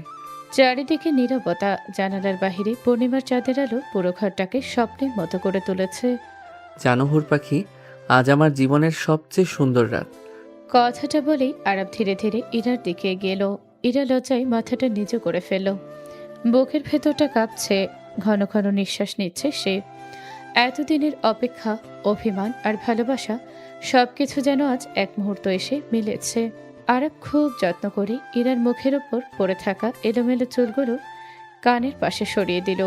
তারপর গভীর ভালোবাসা আর শ্রদ্ধা নিয়ে আলতো করে ইরার কপালে একটি চুমু এঁকে দিল। আলহামদুলিল্লাহ, তোমাকে আবার নতুন করে পেয়েছি। ইরার গালগুলো তখন লজ্জায় রাঙা হয়ে উঠল। সে ধীরে ধীরে চোখ তুলে আরাফের দিকে তাকালো। সে চোখে ছিল অগাধ বিশ্বাস আর নিঃস্বার্থ ভালোবাসা। আরাফ আলতো করে ইরাকে নিজের বুকে টেনে নিল। অনেক ভালোবাসি তোমাকে হুর পাখি, এই জীবনের শেষ নিঃশ্বাস পর্যন্ত। আমি অনেক ভালোবাসি জুনিয়র। জুনিয়র ডাক্তার শুনি আরাফ হেসে ফেলল। তার হাসি দেখে ইরাও হেসে উঠল। সেই হাসির শব্দে যেন পুরো ঘরের নীরবতাকে মুহূর্তেই আনন্দে ভরিয়ে দিল। হঠাৎই আরব দুষ্টু হেসে ইরাকে কোলে তুলে নিল। এই কি করছো? নামাও আমাকে। না, আজ আমার হুর পাখিকে আমি এভাবেই নিয়ে যাব। ইরা লজ্জায় আরাফের কাঁধে মুখ লুকিয়ে ফেলল। আরাফ ধীরে ধীরে তাকে নিয়ে ছাদে উঠে গেল। ছাদে পা রাখতেই ইরা তখন বিস্ময়ে থমকে দাঁড়িয়ে গেল। চারপাশে অসংখ্য লাল গোলাপ দিয়ে সাজানো হয়েছে। রঙিন ছোট ছোট আলোয় মালা বাতাসে দুলছে। গোলাপের পাপড়ি দিয়ে তৈরি করা হয়েছে একটি হৃদয়ের আকৃতি। মাঝখানে বড় বড় করে লেখা, আই লাভ ইউ মাই হুর পাখি।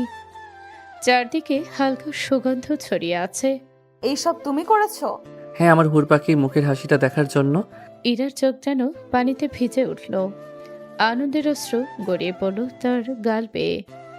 আরব ধীরে ধীরে পেছন থেকে এসে ইরাকে শক্ত করে নিজের বুকের সাথে জড়িয়ে ধরল। থুতনি আলতো করে ইরার কাঁধে রেখে ফিসফিস করে বলল, এই পৃথিবীতে যদি কোনো সুন্দর জিনিস থেকে থাকে তাহলে সেটা তুমি। ইরা ঘুরে দাঁড়ালো। দুজনের চোখে চোখ পড়তেই মনে হলো হাজারটা না বলা কথা এক মুহূর্তেই বলা হয়ে গেছে। ইরা তখন মৃদু হেসে দোহা দিয়ে আরাফের মুখ ছুঁয়ে দিল। ধন্যবাদ আমাকে এতটা সম্মান দিয়ে ভালোবাসার জন্য। আবেগে ভেসে গিয়ে ইরা আলতো করে আরাফকে জড়িয়ে ধরল। দুজন কিছুক্ষণ নীরবে একে অপরকে আগলিয়ে রইল। সেই নীরবতাই যেন তাদের সবচেয়ে সুন্দর ভালোবাসার ভাষা। উপরে পূর্ণিমার চাঁদ, চারপাশে লাল গোলাপ, আর মাঝখানে দুটি হৃদয়, যারা অবশেষে সব ঝড়ঝাপটা পেরিয়ে এক হয়ে গেছে। সমাপ্ত।